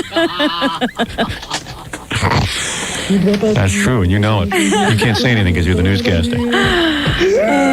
Go ahead, Robin. We also have a serial rapist, it seems, in our midst. They say since 1990, he's attacked at least 23 people. Any of them Senator Hollings? He pulled a 14-year-old girl into a Queens yard where he raped and robbed her. This was after an 8-month hiatus, so he took a little time off. Yeah. But he has managed to evade authorities despite 2 well-publicized efforts to catch him. So they're trying once again. Did you see the drawing they came up with Yes, him? who is that? That looks like every black guy in America. Yeah, because it's a black guy wearing shades and a hood. In a hood. I go, I'm going to arrest half the street today. I'm walking down the hall. I'm walking down the hall, and I see 5 suspects. I'm on the phone calling the cops. I go, I'm telling you, it's the cartoon in the paper. That stupid drawing. Who was the police artist that came up with that? Drop a net on New York, you'll catch him. It's incredible. They say he's a brown-skinned black male, 30 to 40 years of age, 5 foot 8 inches tall, heavy-set, with a light-colored mustache and a beard. He Wait a speaks second. with a Jamaican accent. That's Greg Gumbel. No Jamaican Oh, accent. that's right. Craig's in the clear. Does he have an annoying brother? But also I see in the paper today, let me see if I can find it, because this is something I want to bring up. I don't think men take rape very seriously in this country. I do. I'll tell you one thing. Shut up, Jackie. The dopey laugh. I'll tell you something. I do.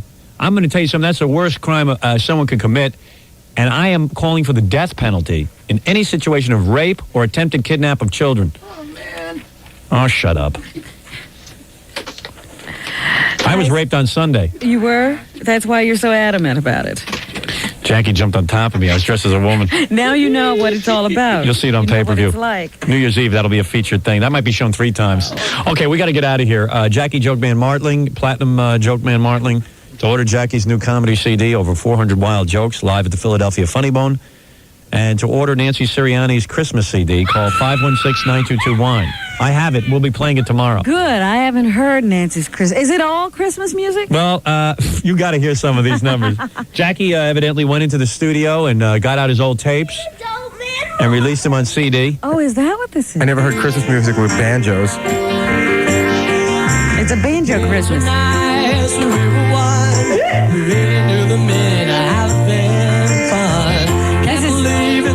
I guess you got to pay for this. This is Jackie's own composition. Yeah, these are Jackie's. Nancy Sirianni Martling, of course, has the famous Christmas song on here, which I'll be playing tomorrow. You've never heard it on CD. A few samples.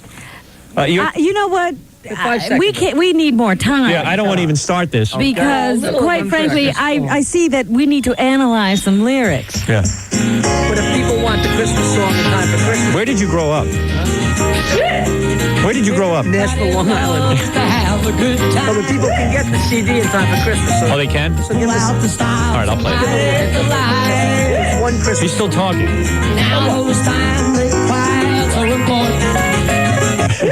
Honky Tonk.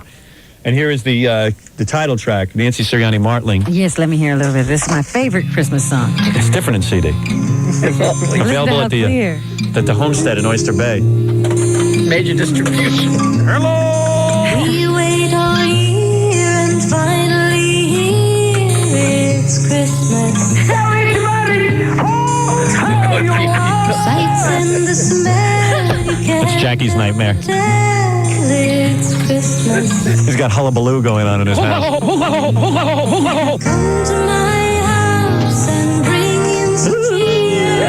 It's a tradition that we gather here All right. Who was he trying to get this song to at one time? Debbie Gibson. Yeah. I think she got it to her. Yeah, I haven't heard Debbie do anything with it. I can't wait till you sing, Quivers. I'm not singing. No, you are. New Year's You Eve. are singing. You are singing, dancing, and falling on your ass. You'll do what we tell you to do. How dare you? You told me not to sing. You're going to bounce right into the new year. 516-922-WINE. Wait all year. I'll sing and skate to that. And yodel. Why don't you sing that?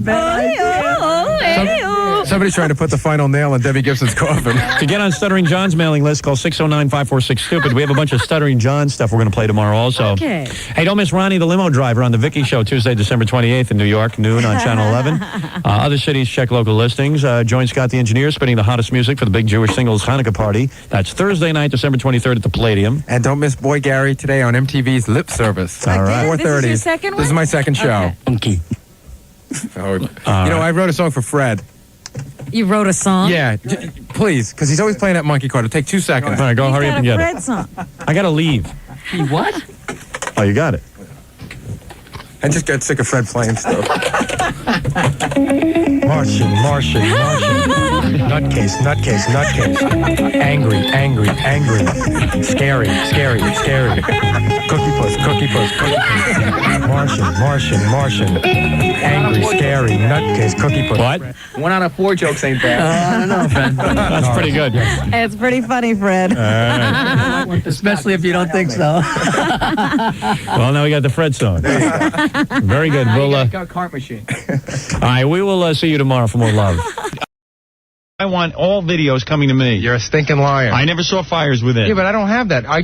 We all got a package with 3 videos, and I immediately wait. So I gave Jackie and Fred some of my videos because I feel they're left out. I went to you. This Baba Booey hoards all the videos and takes them home. I saw the cover of this movie Baba Booey. in the office. Fires Within? Yes, because I have not seen it. I said Vincent D'Onofrio because I saw the cover. And you know it. Fires Within I gave away. I don't know, but I'm telling you that I am telling you, Gary, I never got Fires Within. I don't. Robin is telling me she saw Vincent D'Onofrio. Right, but don't you remember you got a box of like 20 movies and you said, give some to Jackie, give some to Fred? No. I go through the box and I say, what have I seen already? But I'm just telling you. Or what do I already have I don't have it, and you know I don't have it. You know, more than anything. Fires Within was in the office and I never received a copy. No, it wasn't. It was in the office and given to you. What you did. No, it was not. Robin, you're a liar. You don't know. You are a liar. I will go home. I have every video you gave me. I'm not saying that you don't have it at home. I don't give them away. Yes, you do. I would not give away something with Jimmy Smits in it. I would want to see it. I'm being serious. Yeah. That would interest me. Hey, listen, you little freak. Yeah, don't you laugh at me with those giant teeth. I laugh at you with my small. He goes, oh yeah, you don't give it away. Yeah. I wouldn't give it away. I'd want to see it. Well, I don't even know that it came. What the hell do I know? Robin saw it. I saw it. That's why I knew Robin the was third the last one person to in How it. come she's not suspect? I didn't take it. What is it? I didn't say why would I make her a suspect? You're the only one who takes all my videos. Absolutely. I don't. From now on, I want every video, even the one sent to you, given to me. You get every video. I want all of your videos. See, this is to show what a piece of crap you are and what a liar you are. What? I got a package the other day. What? And got the videos. Hey, end of discussion. Goodbye. You called me. What did you just call me? Put on my mic on. Maybe I'll hire someone who doesn't think I'm such a piece of crap and a liar. Why do you have to ask? All right, goodbye. Goodbye. Get out of here. Baba Get out. Now you pissed me off. Get out of here, you big monkey. Get out. Get out. Leave. Oh, leave. Dear. Leave my studio now. You leave now. Nope.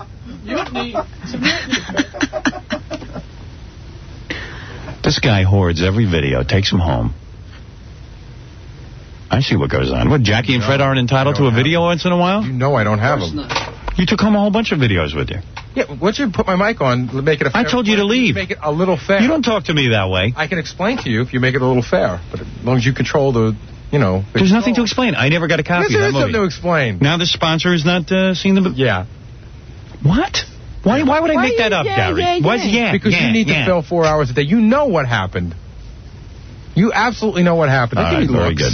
I am telling you, I never got Fires Within. I understand that. And it never came to me, and I never gave it away. Oh, I just don't believe that. I don't believe that you have such a great mind that you can remember everything that comes in and out of the Well, you know what, Gary? You know what? I'll tell you what a great mind you have. And I'll tell you why you don't have an ability to understand what a great mind is. You know what? I will go on record now. I gave it to you, and you gave it Here's away. how stupid my producer is. Here, I'll give you. He hands me a note, right? Yeah. You want to see how stupid you are? You want proof? I was going to bring this up, but as long as I'm a piece of crap and I'm dumb and I'm not smart enough to remember what I get and what I don't get. This guy hands me a note. What you got to see? I worry about it. He went to Adelphi University.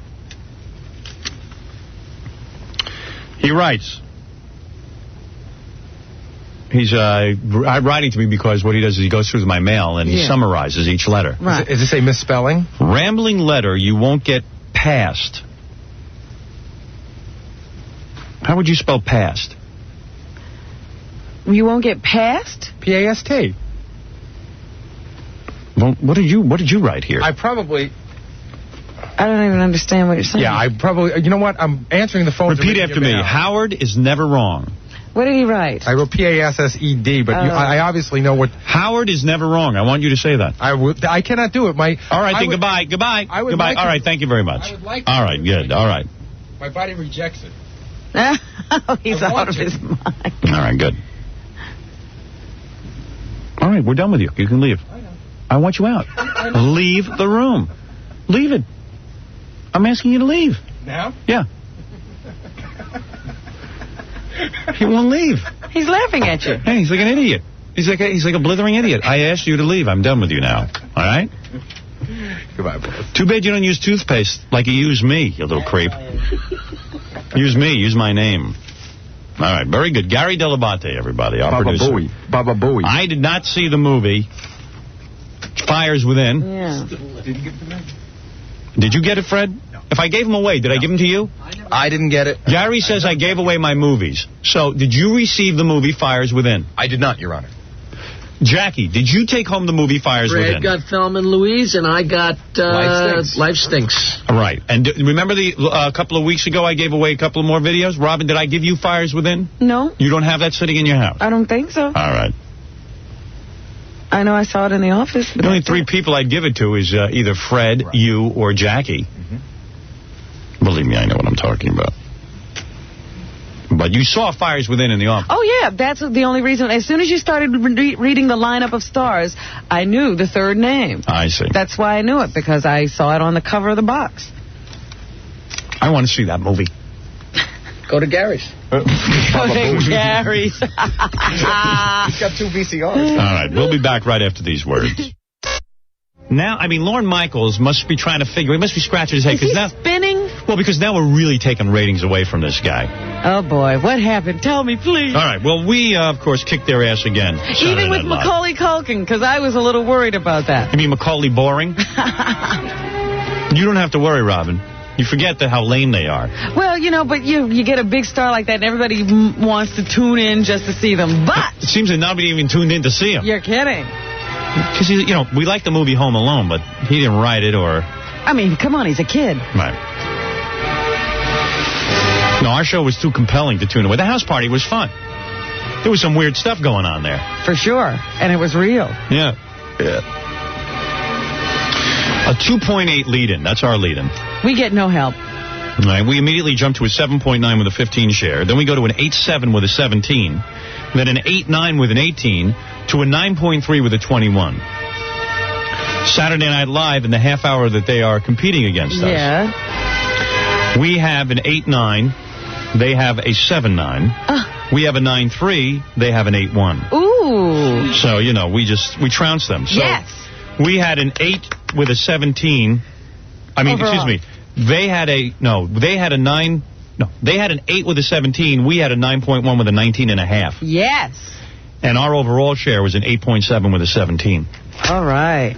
It's a trouncing. How much more do you need?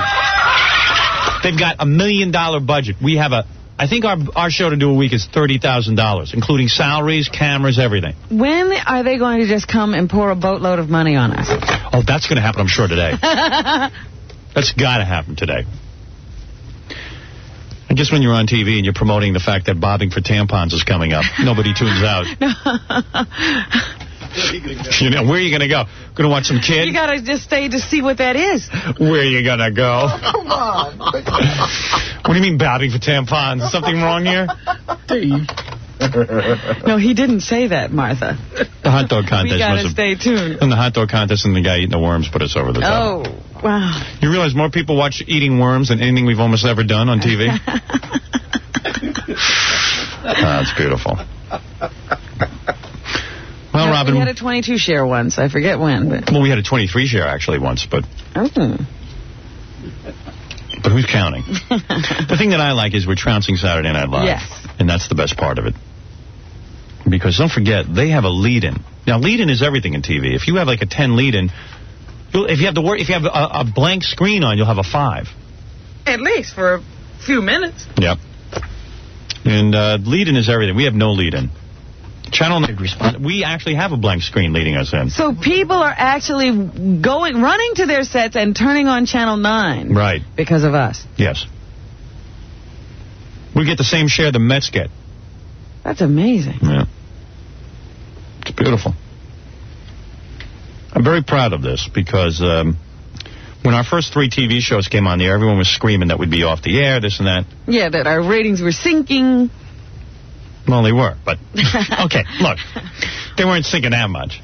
Hey, give us 3 shows to get our act together. You got to admit, every week we bring you the most exciting television. I wonder what Mark and Brian are doing this morning. Oh, they went to the Will Rogers Follies, and they were hanging themselves with the lariat. That's where they were. Mark and Brian's show is canceled because it's boring. It's dreadful. And NBC, I read a press release, NBC wants these guys to be stars in the worst way. Well, you got to have some talent to be stars. Well, you're going to go out and do a stunt every week and people are going to watch that crap? And then your stunts get down to helping people deliver their babies or getting people married? What kind of danger is that? Yeah, why don't you guys cut your penises off? Now, I'll watch that. Oh, this week we're going to be in boot camp and not cut our hair? Okay. Oh, gee. Living on the edge. You 2 little pussies are going right down the tubes. You think your TV show was canceled? Wait till you get smacked with your radio show going down. Mark and boring. Little pussies. Hate you. Steal my material. Oh, we never heard him before. You came out 2 Ogies from Muskogee and you never heard me before. It's pretty obvious what's going on in Los Angeles. Every day people turning off Mark and boring and coming over to us. It's going on, and they know it, too, because everywhere you go, they're talking about our show. They're not talking about you 2 Imber, you stupid little stunts. Freaks. But you sit there every day and wonder what it's like to have talent. It's not something you develop. Either you got it or you don't. And you don't have it. God chose me, not you.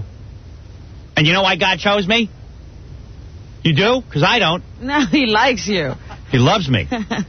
God loves me. God really loves me. And not you. And not you.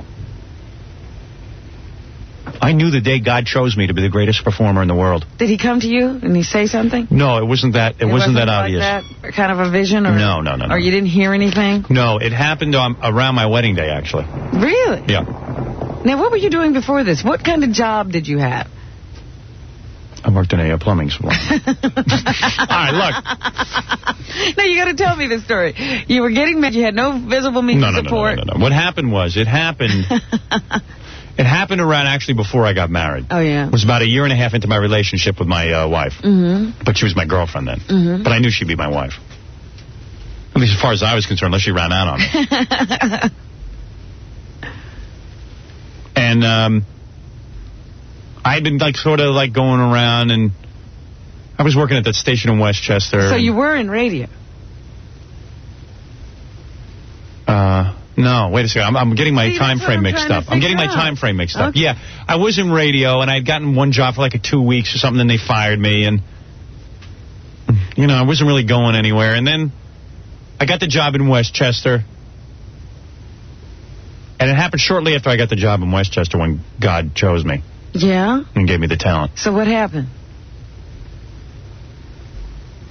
I always had the talent. He just gave me the good fortune to go ahead and spread my word. He says, you're my dude. You're going to be my radio dude. Yeah. But it was just over a course of days. It didn't happen all at once. I thought you were going to say over the course of dinner. Wait a minute. Who is God? It just happened over a series of days that all of a sudden life started to change. And I realized I could go forward in radio. and in the entertainment But you field. can't tell us any kind of specifics. I've been asked not to say anything about it. Is that right? By whom? By God. Plus, if I tell the other DJs how to meet God, they'll go. Oh. What is it, Fred? What does God command me to do? Butterbuds. Butterbuds. That was the voice of God. That wasn't Fred. No, I was just saying a very subtle thing. It doesn't happen to you. That you don't meet anybody. It's a subtle thing. Right. Over a couple of days, you realize, whoa, things have changed. Hey, there it is. Because you're in Westchester? Right. In Westchester, God came to me. I don't know. I don't know why God chose me as the one. And you don't know when, either. Like, why did he choose me as opposed to Mark and Brian? I don't know why. Well, why should you question it? I don't. I'm happy he chose me. I don't say why. I say why not. Two idiots like him, like Mark and Brian, they sit and wait for me to say something, and they copy it down 2 days later or 3 days later. Why not you, as opposed to them? I would hate to have to be them. That must be humiliating. Right, Robin? Well, before, though, they could get away with it. Even though in their heart of hearts they knew they were stealing, no one else knew. Right. So they basked in the warm glow of their fame. Now, however, their cover is blown, and they have to live knowing that everyone knows they stole. Somebody lock us up. I have a theory God met my mother. Yeah. And felt sorry for me. Oh, because she's such a pain in the ass sometimes. You are so terrible. Thanksgiving is this week. You're going to see your mother. Oh, yeah, she's all excited. We finally got a dining room table. Oh. So I'll be able to, I got all my in-laws coming in. Yeah? Oh, the big one. Yeah, but I unfortunately have been called out of town on business, which you know about. Wait a minute. I have to go out to L.A. Thursday. I didn't know this. Oh, yeah. Where are you going? There's been some interest expressed in my film, and although I'm not ready and I have to fly out. How was I supposed to know this? You never told me this. So I can't be at the house this weekend with my in-laws. You know this ain't happening. Just tell my wife that. I hate when my in-laws come. You know, and my brother-in-law is coming, and my sister-in-law. They're two from Atlanta. And they'll have their feet up on my couch. And everybody takes their shoes off and puts their feet up on the front. It's all at once. They have no respect for my possessions. Butterbud Sprinkles. How great are Butterbud Sprinkles? I'll be serving Butterbud Sprinkles. I really will be. Well, that's good. No, and everyone loves the taste of butter, but we're all shying away from it because of the cholesterol and the calories. What if I told you can have the rich taste of butter without the cholesterol or calories? You would say impossible. How but are you going to do that? And say, what is it, chemicals? No. And then they'll say it won't taste like butter. This is low sodium, no cholesterol, Butterbud Sprinkles. 4 calories a serving. Instead of the 70 you get with butter or margarine. Why don't you call 800-231-1123 outside of the New York area. And in the New York area, you can call 800-336-0363 to learn about Butterbud Sprinkles and how you can even bake with them. Butterbud Sprinkles in your supermarket now. 94 WISP. Howard Stern all morning. Classic rock and roll all day.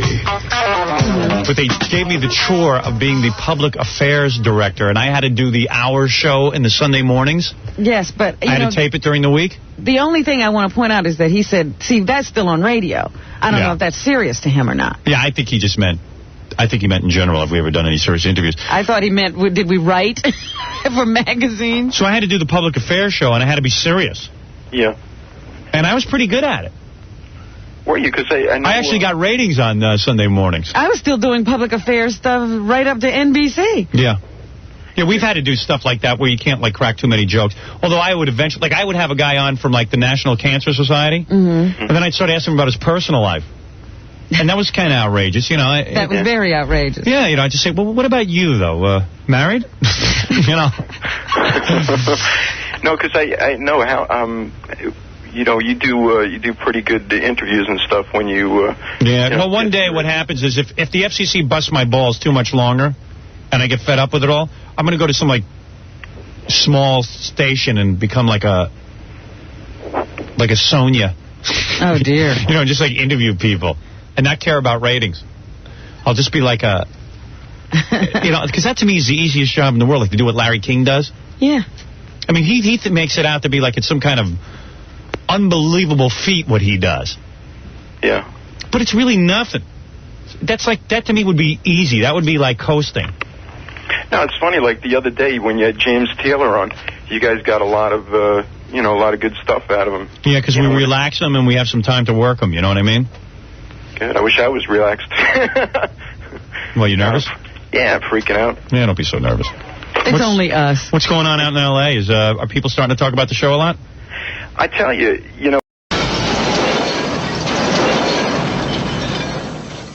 First of all, what are you playing a practical joke on me, the guy who pays you? What are you, insane? No, I wasn't. I'm about the only one who believes in you at this point. I wasn't playing a practical joke on anybody. I thought. So you what would was the read, joke? I thought you would read. How the would list. I read it? I don't sit and read everything. I trust you to give her a list that's accurate. No. It's only Laura's smarts that saved my ass. No, in no, this it's one. not. No, it's not. happen to the You want to list? listen to me for a second? Thanks for putting the word condoms where my wife's going to read Can I it. explain and where myself? Laura, a woman who works with me, is going to read it.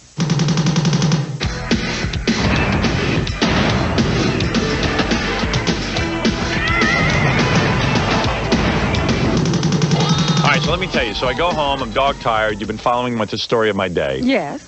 I was just trying to paint a picture of, like, I was really wasted, okay? And I'm sitting there, and then Laura, my executive assistant, whatever you want to call Laura, she comes in and says, hey, we got to go over a couple of things. And we're going over it, and she said, oh, by the way, look at this list that Ralph wants to give the studio to stock your trailer with. This was the shampoos and stuff? Yeah. What? Yeah. So, anyway, I start looking at it because I'm so tired at this point, I don't even care. And I start to look at it, and it's a little weird because a lot of the products I don't even use, and it was a bit excessive. And, one of the things I feel is that a lot of these so-called celebrities, they get in a situation where people want to do for them, and they take advantage of it. Yeah, it's like whatever they ever dreamed of wanting, but they wouldn't buy for themselves. Yeah. They decide to get the studio to get it for them. I mean, some of this stuff was realistic that Ralph had on there, but some of it I don't even use, and some of it, okay, I know he wants to try out on me and stuff, but, just get a bottle or two of shampoo. Don't get 18 bottles of shampoo, 18 bottles of conditioner, 19 of this, and, a toothpaste he's ordering that I don't even use. You know what I mean? He doesn't even bother to find out what I like. I understand the shampoo, he's in control of the hair and everything. But I'm looking through this. I said, look, this is just, I cannot hand this in. Mm-hmm. And I'm looking down the list, and all of a sudden on the list, I see condoms as one of the things that my trailer should be stocked with. it. Now, wait, now, hold on a second. Wait, the story gets worse.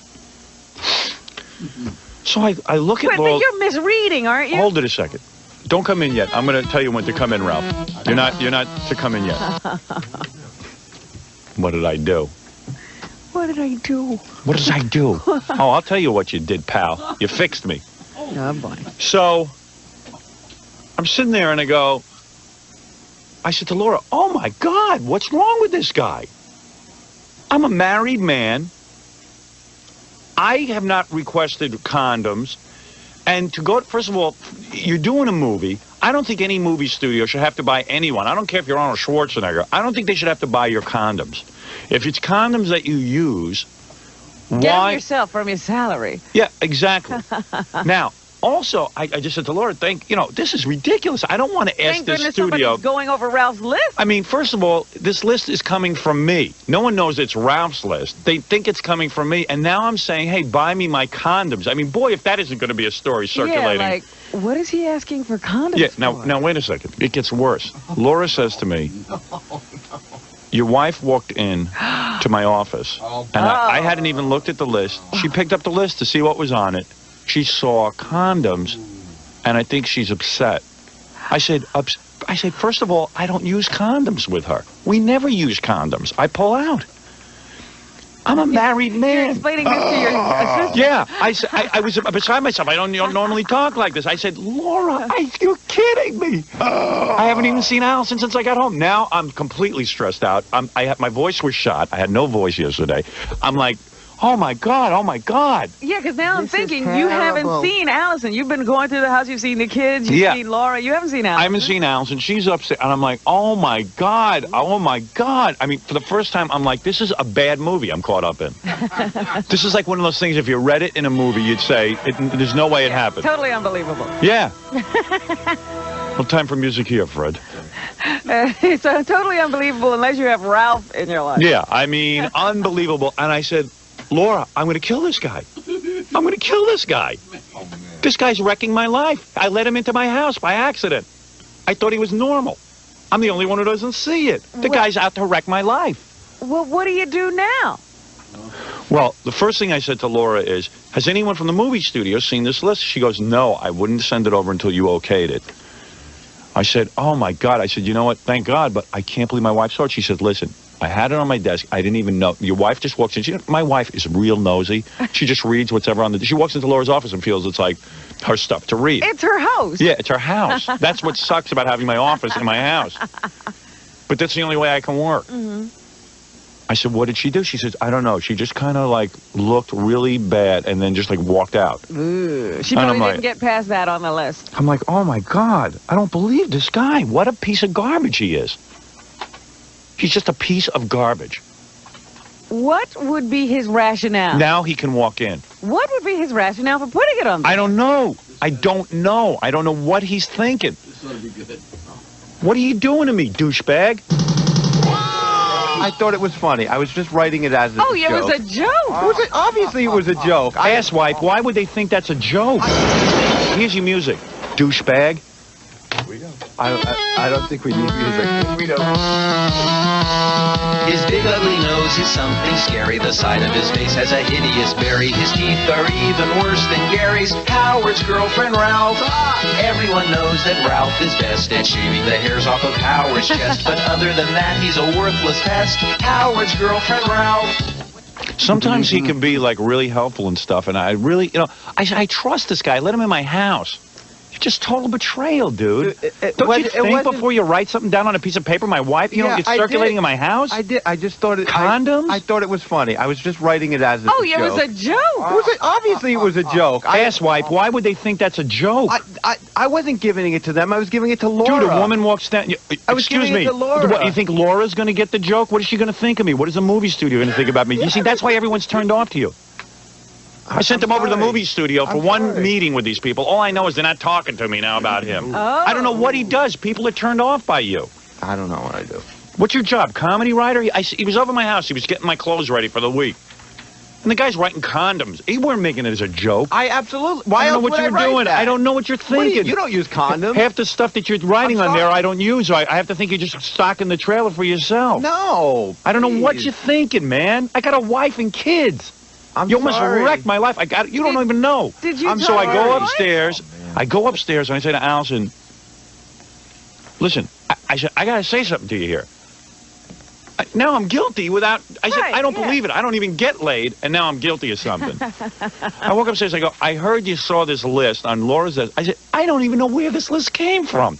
I asked Ralph, I had Laura call Ralph to ask what kind of shampoo should I use. No, That's the only question I wanted answered. That wasn't the only question. So Allison goes, I walked in, I turn over this list to see if there's anything I can add to it because I know what you use. And I see condoms. I go, Allison, I don't know if you're going to believe me. We've had 20 years together. I don't know what this guy's doing. I don't know what he's doing. That is amazing. I said, I thought you were kidding when you said your life was ruined. oh, he wrecked my life yesterday. Now I'm beat, and now all night, my wife's looking at me strange. And I said, listen, Allison, I just want you to know something. I swear to you, I don't know where Ralph's getting this idea. I don't cheat on you. I don't want condoms in my trailer. I'm totally and thoroughly embarrassed. And she goes, embarrassed? She goes, you're having a movie studio buy your condoms? Oh. I go, I know.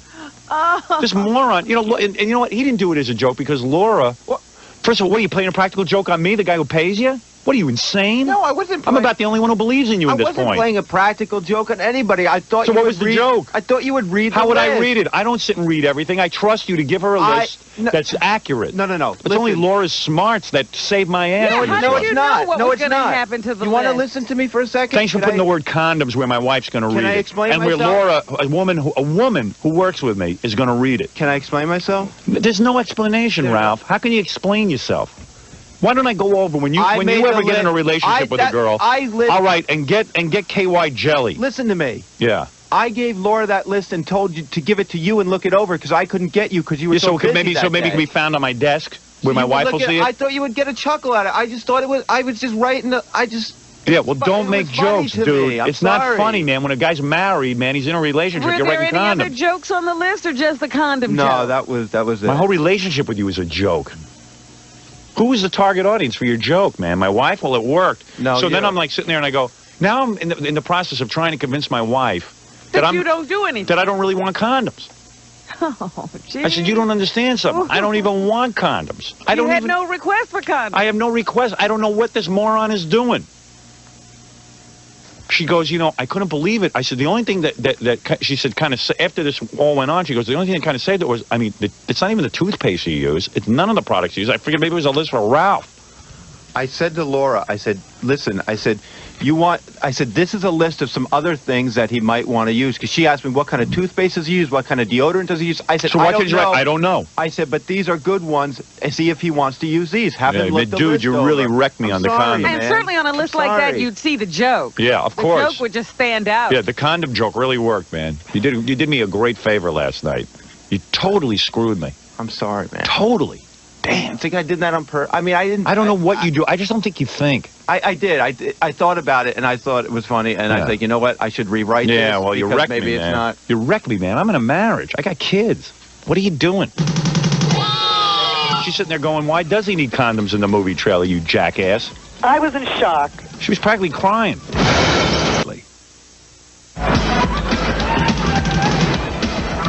Here's my wife. Well, why would he use condoms in Honey? why would he need condoms in the movie? Honey? Oh, Why? Because in a woman's eyes, she's sitting there going, why does he need condoms in the movie trailer, you jackass? I was in shock. She was practically crying. No. I was in shock. And then I realized that the entire list had not one product that you used. I know. So, that was my only saving grace. So Allison kind of said, yeah, okay, I buy it. I said, oh, this must be what Ralph wants. Imagine if it had all the products that I actually Right, use. if he had actually been accurate. Well, then Well, I just went right upstairs and I just said, Allison, this is outrageous. Allison, I'm sorry. I couldn't believe. Ralph, you wrote your toothpaste, your deodorant. And your condom. I don't know. I don't use condoms. I made suggestions. Yeah, that's smart. And Suggestions? You didn't that's even- what I said to Laura. You I didn't said even find out what toothpaste and deodorant he used. you know as well as I do. Whose list was it, Ralph? Yours? Please. Of course. He doesn't Allison- care what I use.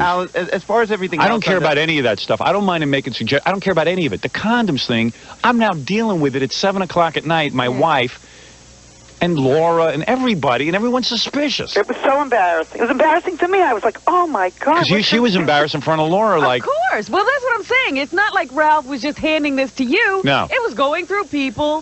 How did he expect this to be a joke to you? I'm the last when one- all these people are going to read it. I'm the last one to see it. Yeah. Allison, I'm sorry. I didn't mean to upset you. I didn't mean to upset Howard. I was just writing. But what I'm It saying was a about stupid Ralph is- joke. He's a Ralph douchebag. I'm not a douchebag. I made a joke. Business It wasn't funny. relationship he has with Howard as well as a personal one. You know what? And he's got to keep the business separate. What confuses Ralph is that I've been a friend to him. Yeah.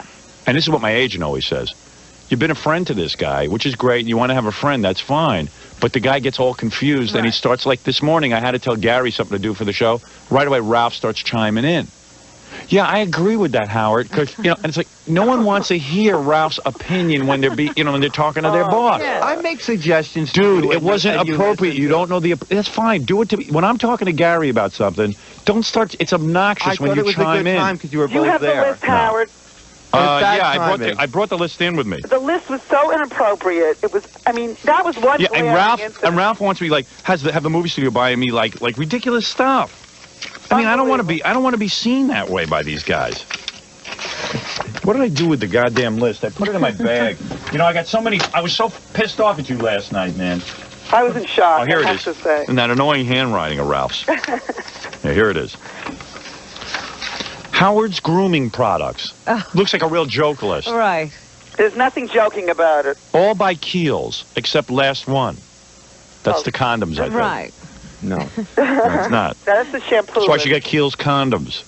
I don't think they make condoms. Castile shampoo, Pantherol protein hair conditioner, high gloss condition and styling oil, lecithin and coconut enriched hair mask, shine and light groom, cream with silk groom, leave-in hair conditioner, close shavers shave cream, cucumber. I don't even use close shavers shave No, cream. you use something else. I keep telling them I use Clinique.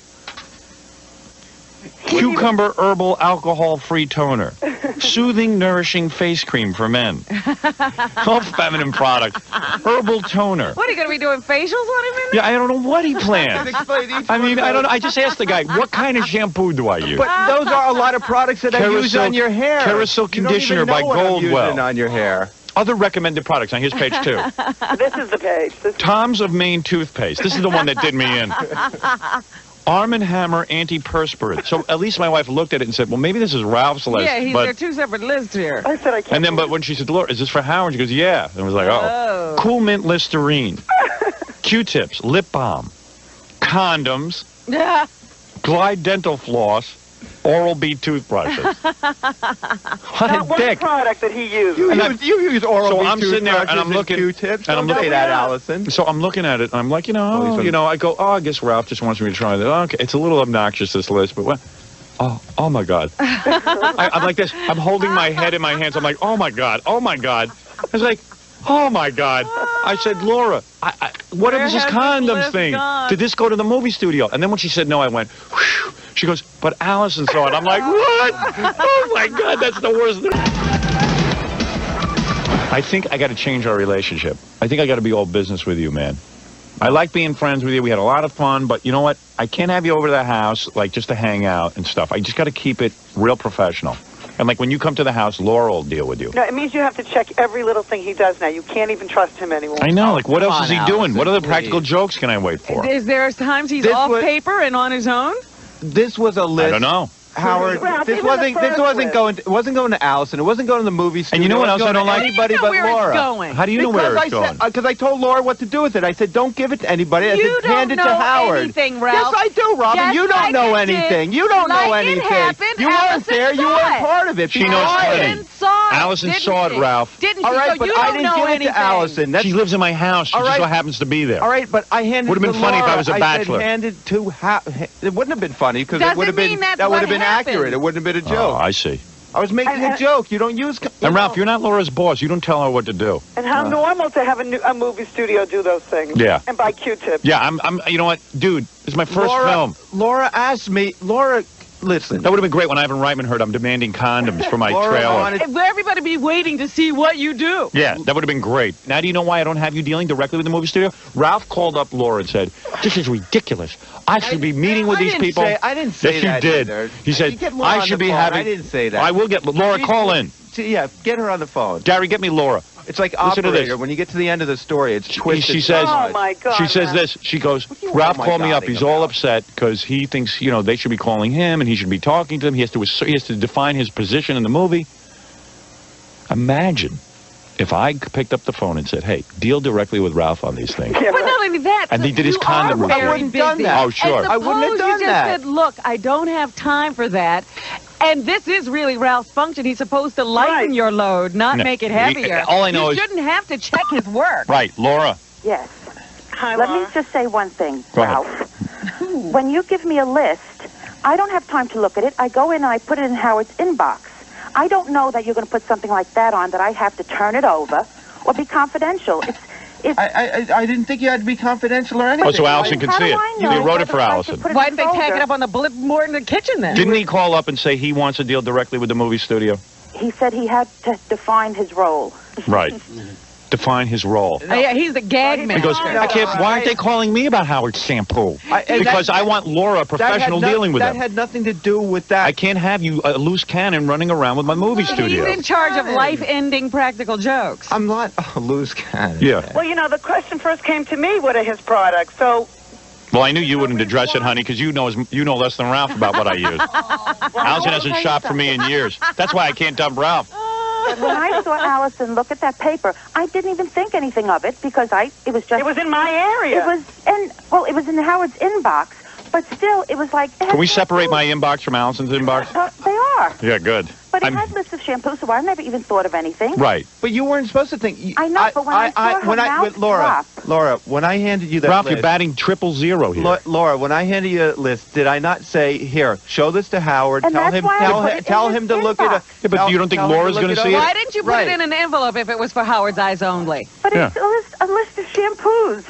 It wasn't. That's all it was supposed to be. Right. He doesn't see it. I gave time to put you know what's amazing about you? And this is what you did in the car that day with my agent. You fight back. You will not give it. You won't listen to what people are saying. I'm listening, but I'm also defending You're myself. a screw-up. How could you defend yourself? I admit it. I shouldn't have done that. I don't even know why I'm arguing with him. He's 100% wrong. Yeah, how could he defend himself? There's no defense, dude. There's an explanation. And Yeah, I'm we heard the explaining explanation. It was a myself. joke. An explanation It was a or an joke, excuse? and I thought only you were going to see it. So you left it on 2 sheets of paper in Laura's office. And I handed it to Laura. No, not 2. 1 sheet of paper. 2. I said. Then you're lying about how many sheets of paper. No, I'm not lying. It's 2 sheets of paper. Yeah, but that. Here, look. The one with the second list was the one I said. 2 sheets. Listen, Stupid. That second one, I said, give this to Howard. I said, this is a bunch. He wanted other stuff. I All right, said, thank look you. it All over. right, you're done now. Now you can leave. Now you can leave. Now you can leave. I don't want to leave. Get out. Get out, come on, please. man. I'm ready to explode from you. I'm sorry, man.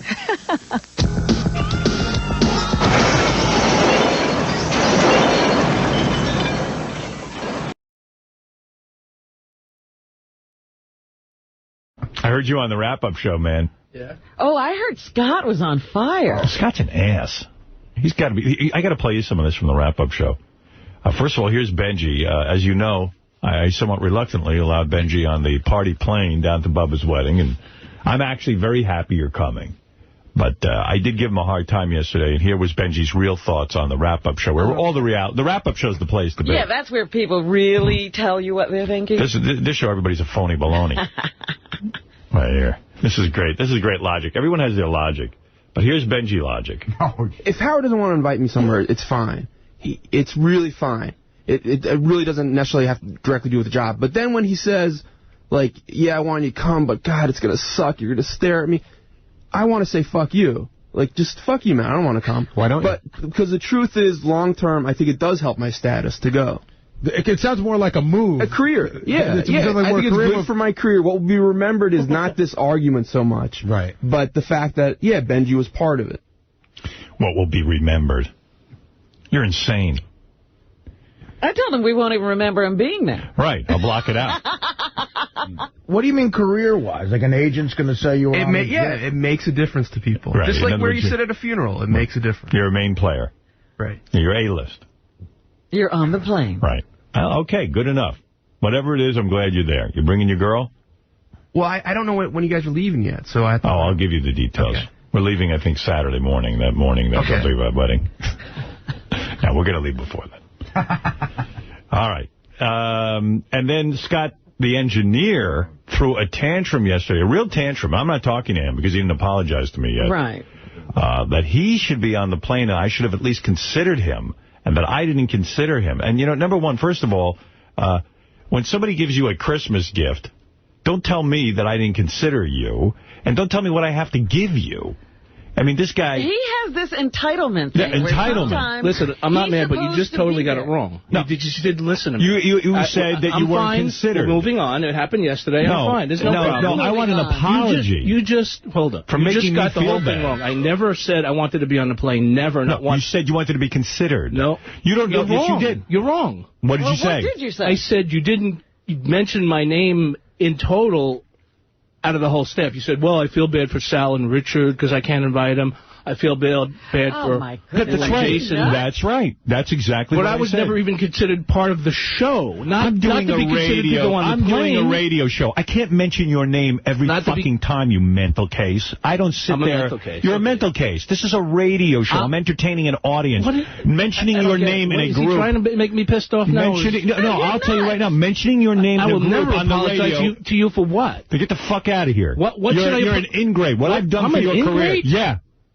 Get out. Okay. You're Uncle Fester times 12. I'm an ingrate. Yeah. Okay, why am I an ingrate? Because I put my ass on the line for you numerous You said times. that you went to Mr. Karmazin. No, I went to Tom Chisano. And said, if he goes, I go. Yeah. How many people in here believe that line? I don't care if you believe it or not. It's the truth. Okay. I don't believe it. You know as well, and I'll prove it to you. The engineer staff there, they didn't want any of you engineers because you were union. And they wanted to bust up the union, which is you and another guy, and actually 2 other people at the time I did this. And you were low man on the totem pole. I'm always low man. But that's right. You were the most recent addition, and that's how I said, he's got the most talent, and I don't care. I want him here. And they said to me, I can't be done because of the union. And I said, well, then I'm out the door. Now, you can fucking believe that or not. If he doesn't but that's where I put my fucking loyalty. He knows he's here. No, I know I'm here, and that I told you I was very grateful that you wanted me to come here. Of course. And I thanked you very much. And I said how much I appreciate So then what's the problem? Being here. Now, when I'm doing a bit on the radio and I'm talking about Sal and Richard and stuff, I don't have to mention you every time. And number 3, what is this fucking you comparing yourself to Barbra Streisand? Listen to this from the wrap-up show. You see, no. Listen to this. I didn't get the whole thought out. He's as fat as Streisand now. Yeah, listen to this. Listen to Scott the engineer from the wrap-up show. Would you classify Benji as talent? Oh, absolutely. He's a writer. Yeah, sure. Well, you see, a writer, I do write in a different way. In other words, Scott, here's a bit, put it together. That's being creative, and that's being writing. In all fairness, we haven't asked him to do that since '89. A writer is creative. Granted, is Barbra Streisand creative because she's not a writer? She sings the song. She doesn't write the song. What are you talking about? Barbra Streisand.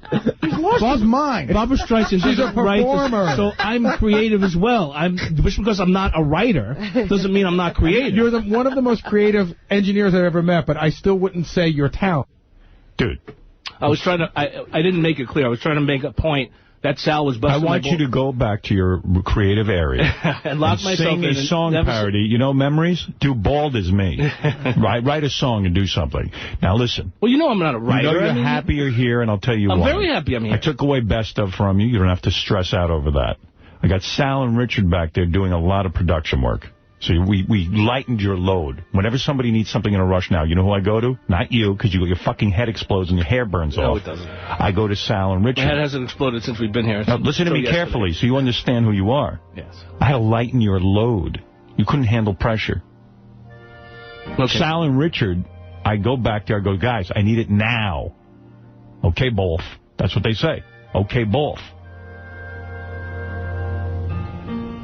Bald. Bald as me. Bald. Bald as me.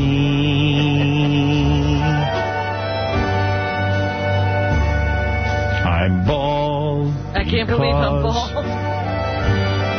When Howard gives me work to do, my head heats up and burns off all the hair. I've got a black cloud over my head. There's the black cloud. Sal brought in the black cloud. So we made, what? Oh, look at the lightning. That's nice work. Yeah, it's very nice. Nice picture. You want to hear something creative, by the way? Go to Gary Preview page 2. What did he do? So Sal was, I guess Scott, after he left the studio yesterday, continued to rant in his office. So By the way, I knew Sal was recording me. So sure. Still, Every time but now, you he knows. never consider him, you've never taken him to dinner. Yeah, and I won't. Wow. I consider him plenty. He works here, and guess what? I do get him a Christmas gift. I didn't say you didn't. All right. What is this? Where is this? Gary Preview page 2. It's in light blue. All right. I don't want to go on the plane. It wasn't the point. I'll never be considered for a fucking plane like that. Because he's got his attitude over there. It's only certain people he can associate with. Think I've ever gone out to dinner with him? No. Think I've ever gone to his house? No. I don't give a shit. I don't bother him. That's the fucking point. But when fucking after 20 years and you don't even get mentioned, like what about Will and Jason? Will and Jason have been here, what? A blink of the eye. I've been on just about the beginning of the Howard Stern show. So not even to get a fucking honorary mention. No, I would have brought Scott, but this is the thing that, I know Scott's been here a long, not even fucking, I don't even want to be considered. I know I'm not going on the plane. It didn't matter. It's just like Scott was like, not even here.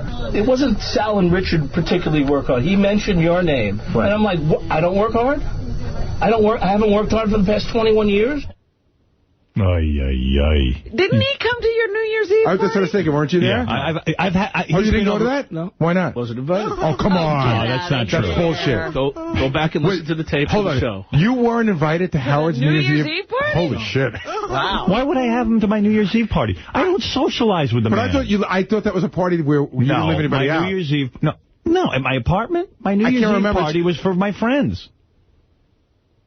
This guy, I don't even know this guy. How do I know he's not burying people in the backyard? Who the fuck knows what he's doing? He's a guy I work with. I like Scott a lot. He's terrifically talented. I've always told him that. I've been sure to praise him and tell him how I think of him. But this guy, you don't mention his name. You have to take him out to dinner. That's Did I say that? Yeah, he's never taken me out to dinner. Take me out to dinner. What the fuck do I have to take you out to dinner for? I mean, what am I going to do? Spend my time taking you to dinner? I got nothing else to do. I got kids. I'm divorced. I got. I know your life's a bitch, isn't it? Isn't your life a bitch?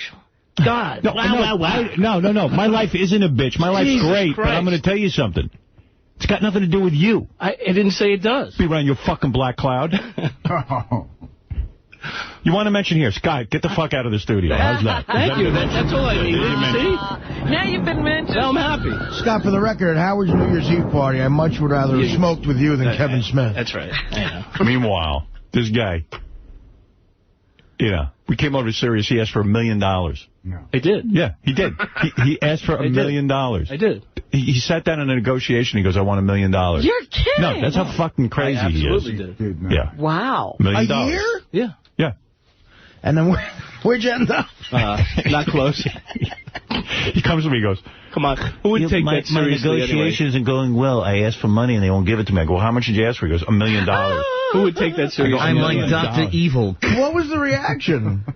They called me. Next, they called me up. They said, listen, we know you don't want to be involved in any negotiations. We know it's our responsibility and we'll pay whatever we can pay, but we don't think we can bring Scott over. I go, Scott's a good guy, so we want him over here. He knows the show. And they go, well, he wants $1 million. I go, no. Come on, that's funny, man.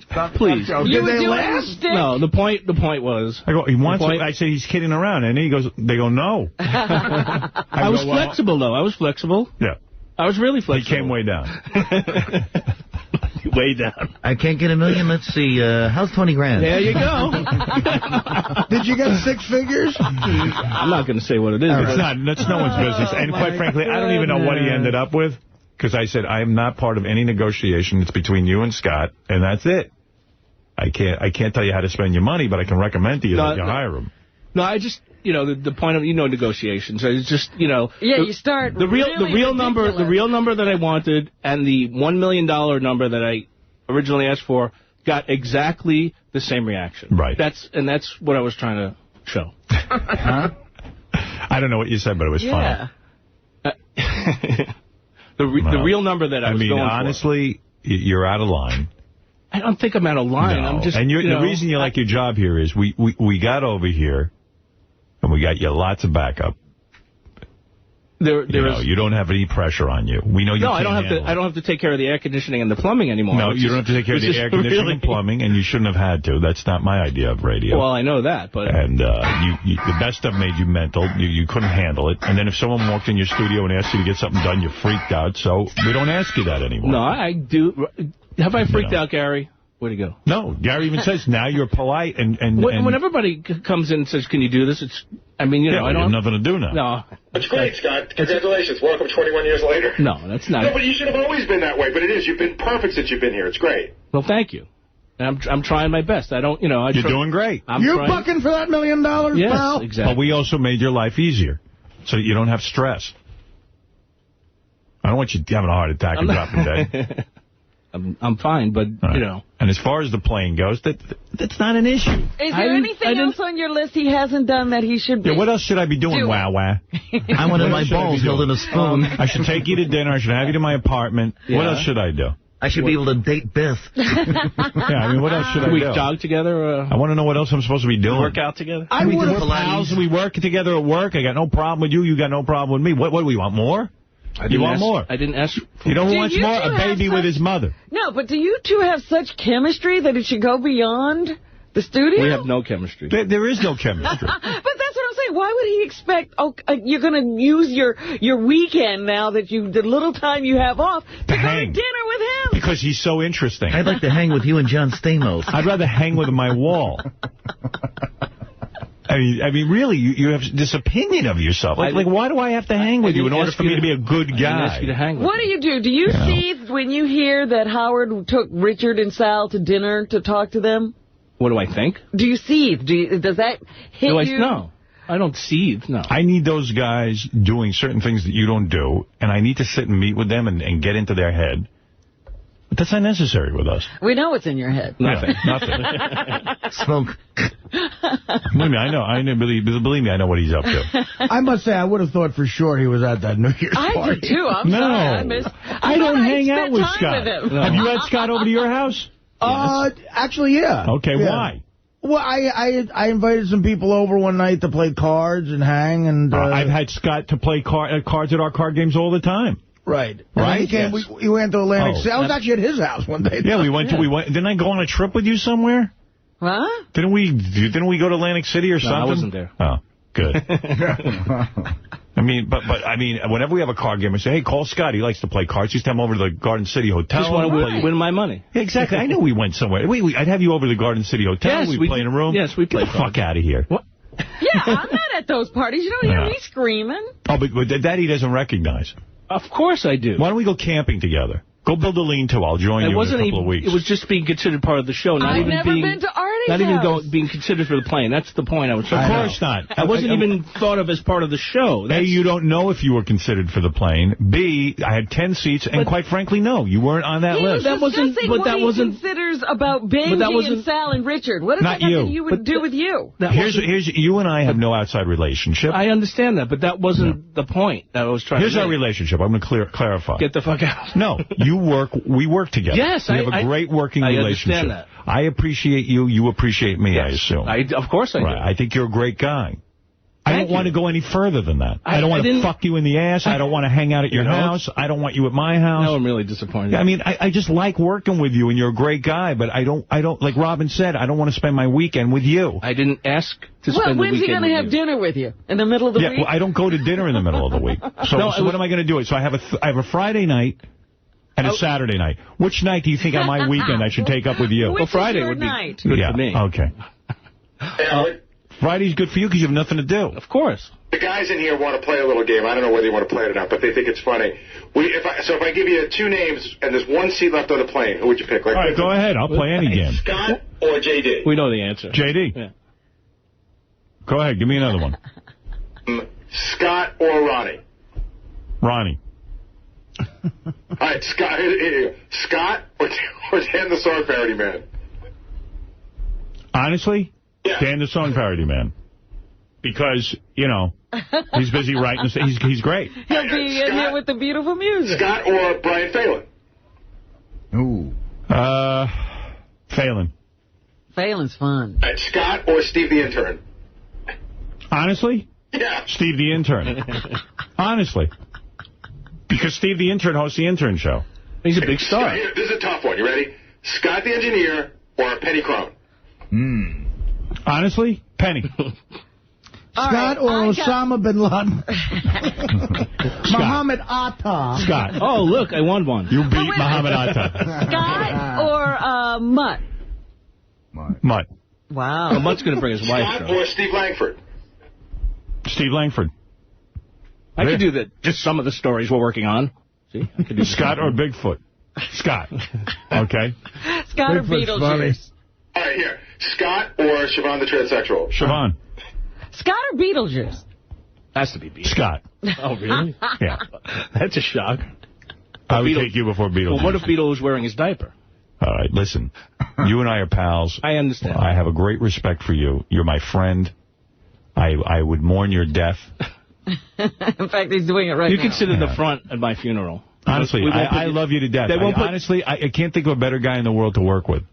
Thank and you. You're a great guy. But you see, in the true loser way, the Black Cloud way, you set yourself up to be a loser. In other words, everyone loves you here, everyone enjoys working with you, but then you walk around the halls with a sad sack going, how come I'm not invited to dinner? How come I'm not invited on a plane? How come I... And then you set yourself up to be the loser. I wasn't even mentioned. See, I don't... That's why you're no fun.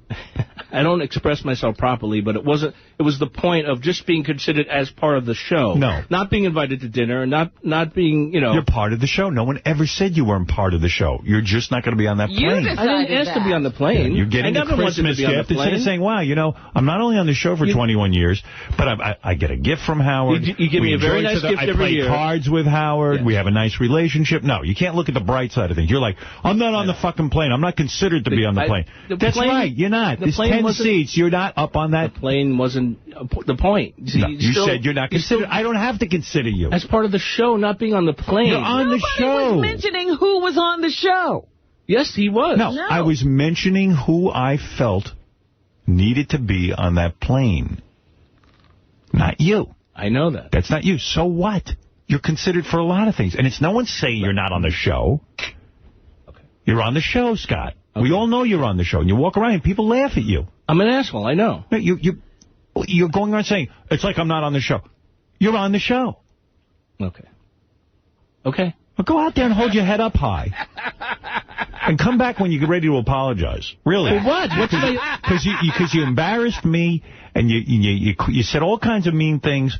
You come in here, you apologize to me for your behavior. This is ridiculous. Here we give you this nice working environment, and you're trying to cause phenomenal. dissension. I mean, it's phenomenal here. You're trying to cause dissension. You're trying to make it a not-so-happy place. You hurt my feelings. He's now afraid to walk down the hall in his own office. Oh, really? Because he might encounter your sad sack face. This morning I wouldn't even look in his studio and wave to him. That's not right. I'm done. That's it. I used to have a nice wave with you in the morning. Now I don't even have that. I always say, hey, there's Scott. I know he's working. He's a good man. Now, did you notice I didn't wave to you this morning? I wasn't even in there. Yeah. Who would know? Yeah, he didn't look your way. I wasn't here. I don't want any attention at work. I wasn't here Now working. you've made me tense. So go and apologize. Get your apology. Right, I'm sorry for making you tense. That's it. Apology accepted. Thank you. God. And I'm sorry that you feel so hurt working here. I don't feel hurt. I love working. I love working here. And so put upon. I love working. You know I love working here. So be happy. Put a smile on that face. There's no place else I'd rather Stop charging around the halls in front of the interns looking like a little girl. Crying out loud. Have some self-respect. Be a man. You know what? Howard wants to send you on a cruise. No, apologize to Robin for wasting her time. I'm sorry, Robin. I mean, this woman doesn't come here to listen to your whining. Howard wants to send me to dinner at Taco Bell, right? That's right. No, I don't. Bobo, you're on the air. Hey, how you doing there, Howard? First of all, bottom line, Scott should be kissing your feet for bringing him over to Sirius. I expressed that to him many times. Christ. And also, Scott, you don't realize how many fans out there would like to have your job. Tons, and they do it for nothing as well. I know. All right, thank you, Bobo. He's been complaining for 20 fucking years, this guy. He hasn't been this mad since the push-up incident. That's right. You're not kidding. Right. Like a meltdown. In all fairness, though, Scott does have a skilled job. You know, I mean... Who said no? I'm talking to Bobo.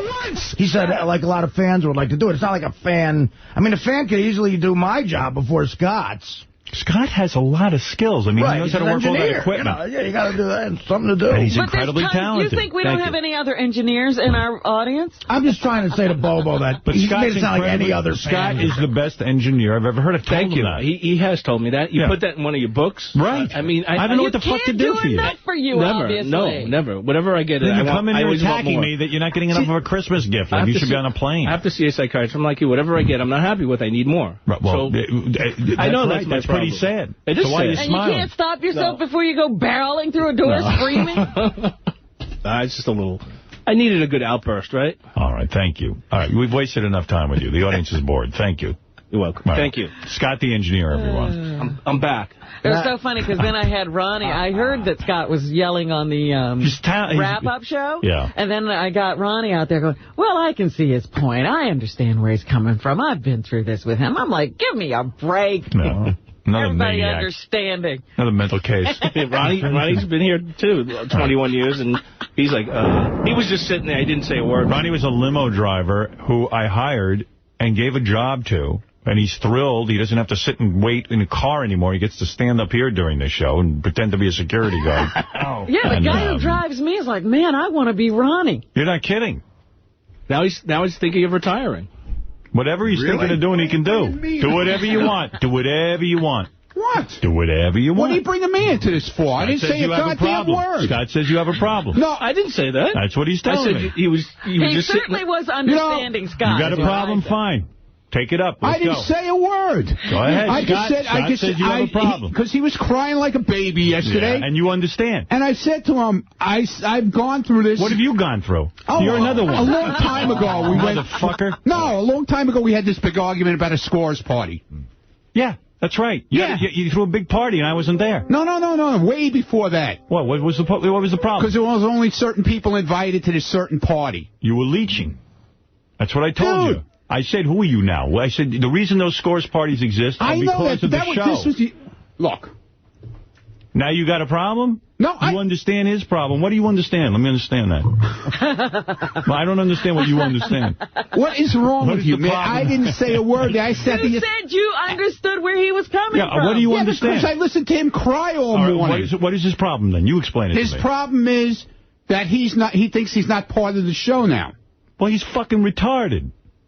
And you don't tell him that? And he sat there. You understand that? Wait a minute. He sat there and he said to me, I know you're going on that plane, you're just not telling me. Oh, that was just because I didn't say anything. Because I was sitting there silent. So he goes, are you going on the plane? I go, I just didn't answer. So he goes, I know you're fucking going on that plane. I go, dude, what are you, crazy? Yeah, I was doing that on purpose. No, you know you weren't, dude. Of course Your head was on fire. Please, it was like bright I red. was busting your chops. I want to see, go look at the videotape. Trying to get you mad. We got it on video. I was trying to get him mad. Yeah, sure you were, Scott. No, I was. Why don't you come clean? You thought he was going. You were paranoid. No, you said to me, you said, I know you're going. You always go on the fucking plane. And I said, no, we don't always go on the plane. I know that. We come back on the plane because everybody's pretty much gone, and it's nice enough to ask us to come back on the plane with us. All right? This is ridiculous. You psycho. I don't want to fight with you. Hey, listen, I want to know if I'm going to be invited to the dinner on Friday night. Yes, you are.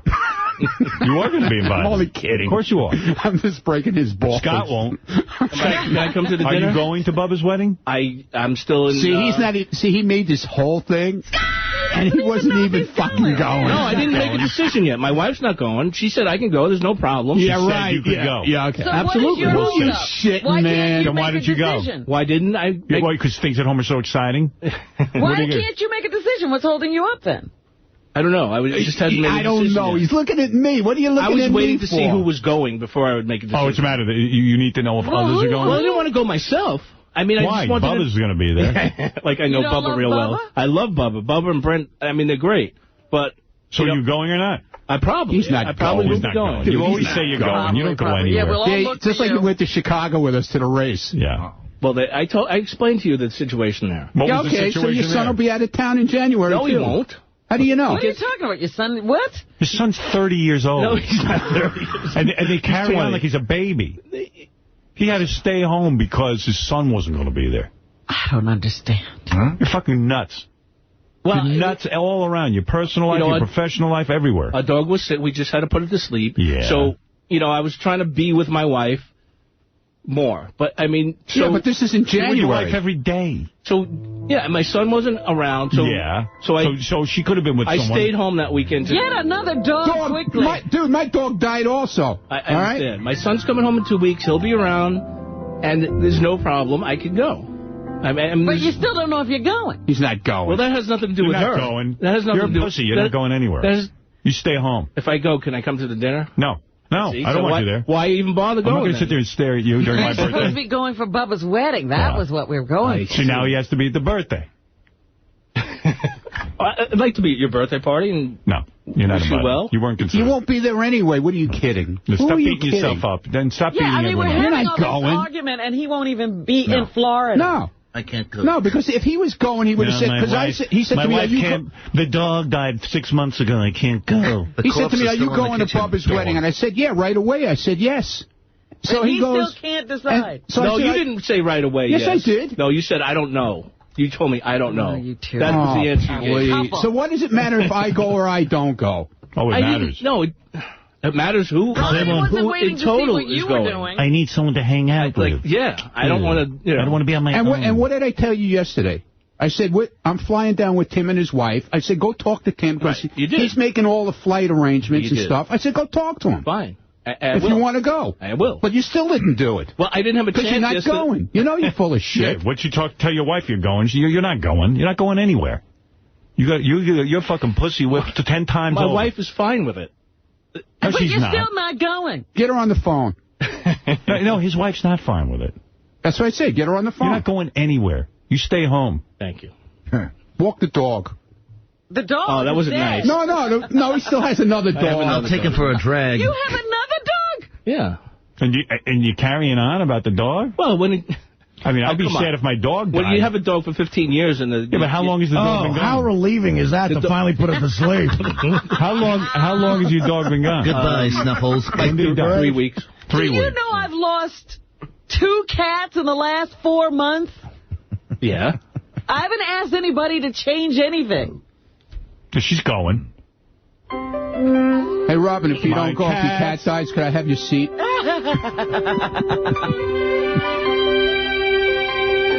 It's very emotional. I mean, even I was. I understand Sure it is, man. I went through it. Too. Everyone goes through it. It sucks. It's like a family member. It's like a family member. You know? Absolutely. But what do? Die, jump in the coffin with them? No, you grieve for a while and you get another dog like I did. Yeah, we will. We're looking for another dog. But in the meantime... Is it really like a family member? In the meantime... Yeah, man, it really is. It's horrible. It really is. But listen to me. 15 years, man. It's a long time. So why don't you tell everyone right now the truth? You're not going anywhere. The dog died. You can't go anywhere. That's of course you're I still can. grieving. No, I can't. You'll be sitting Shiva till January.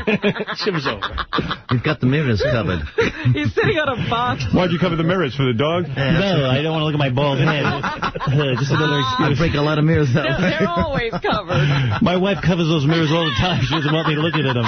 I crack them every time I look into them. Is that a thing? When you said Shiva, you cover Jews mirrors? cover mirrors.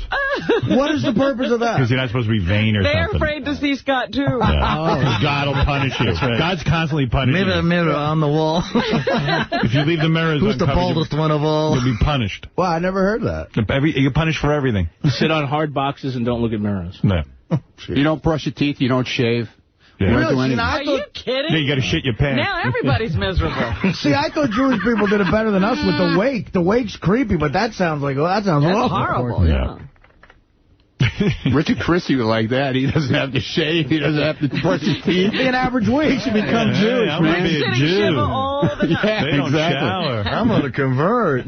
Richard, this is your dad. Talk to your sister. She met a Jew, and I don't know. See, now isn't this fun, Scott? We're all part of I the show. love it here. Look I at mean, this. it's great. This is great. Look at You this. sound like you love it. I do. I really do. And I appreciate everything that you've done for me over the years. There were a couple times, too, on the mic on the wrap-up show with Scott's voice, man. You stopped smoking just in time, I think. No. That gargling. I explained what... Gargling. No, Yeah. I had, I'm on medication, so the medication... What's wrong with you, man? That What medication are you on? I've explained that. I have COPD, which is chronic obstructive pulmonary disease from smoking. I explained that on the air once. And you have a have drug that makes you gargle? I take COPD. You have an not inhaler? gargle. I have an inhaler. Okay. I have 3 medications that I'm on. What do you have? A pulmonary disease? Coughing old person's So what does that disease. mean? Your veins are so clogged up? No, lungs.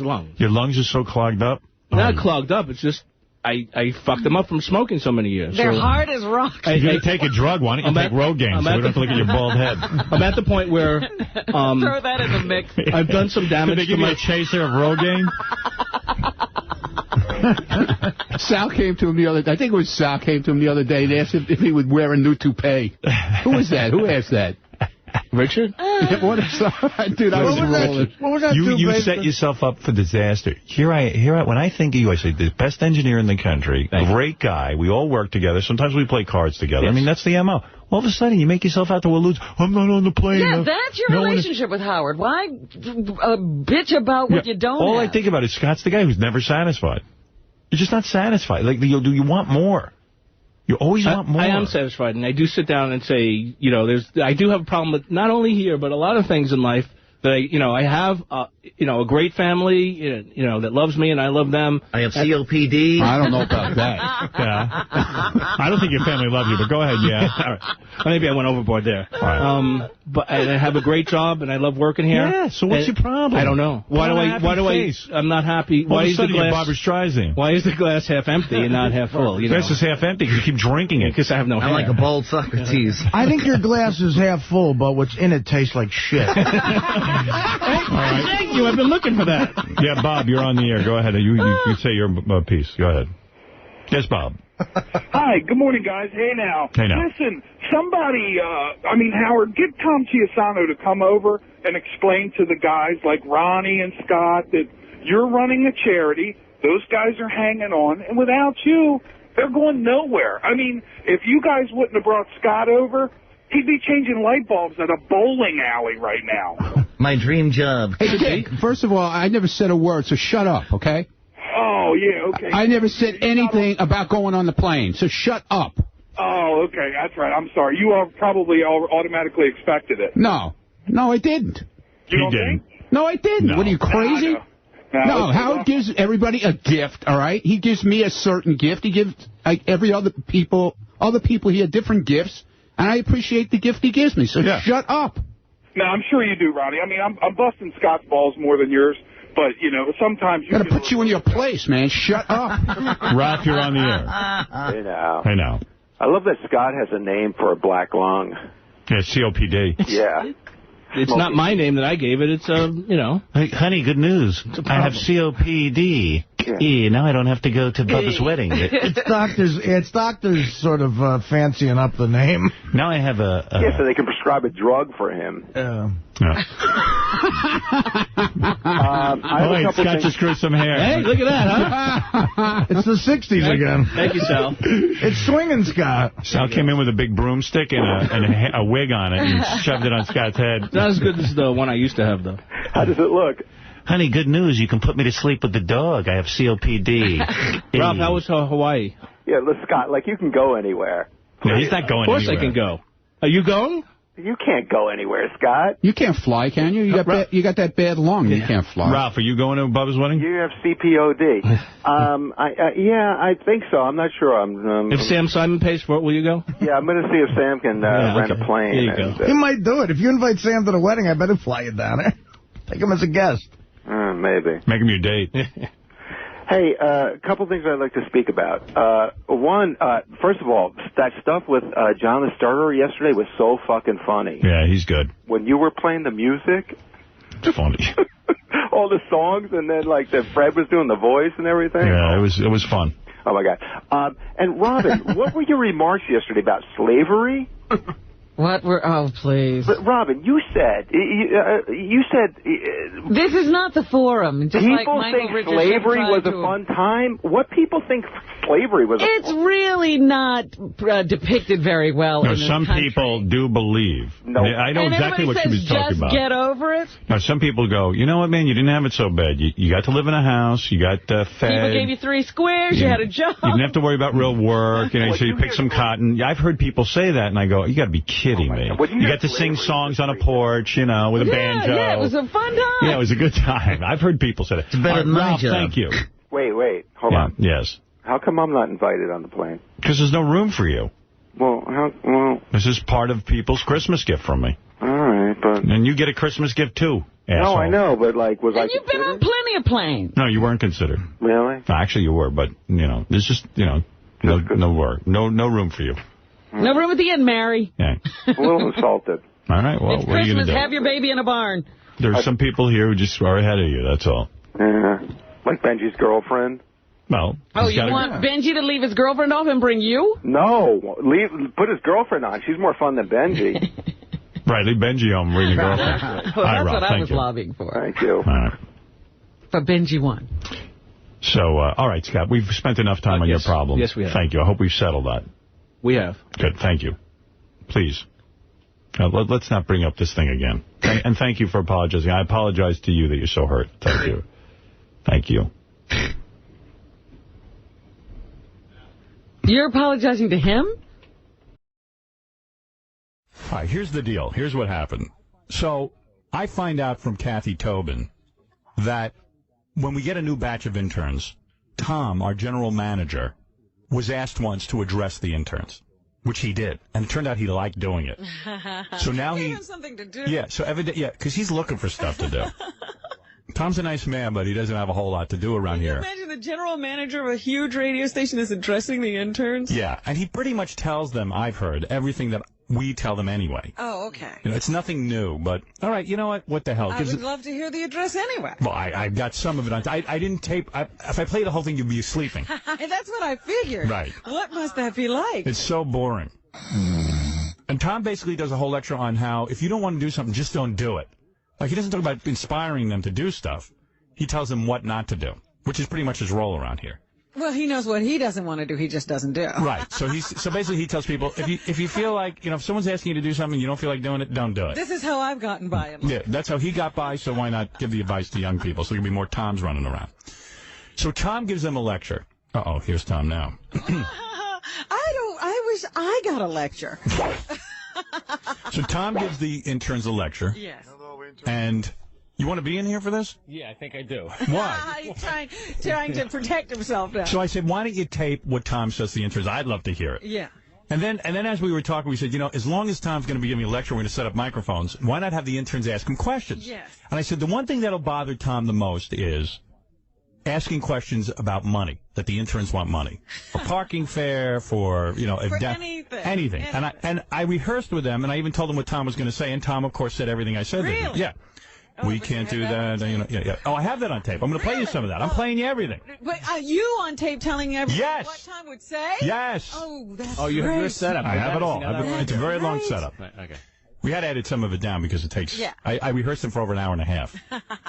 I wanted this to come out flawlessly. Perfect. Yeah. Well, they were real good. Right. They were. They did a great job. And then we said, well, okay, we'll ask them questions about money. And then let's get the questions more and more ridiculous, but not too ridiculous. That he catches on. Just ridiculous enough. But we even have one British intern, and we said, well, you'll ask a racist question.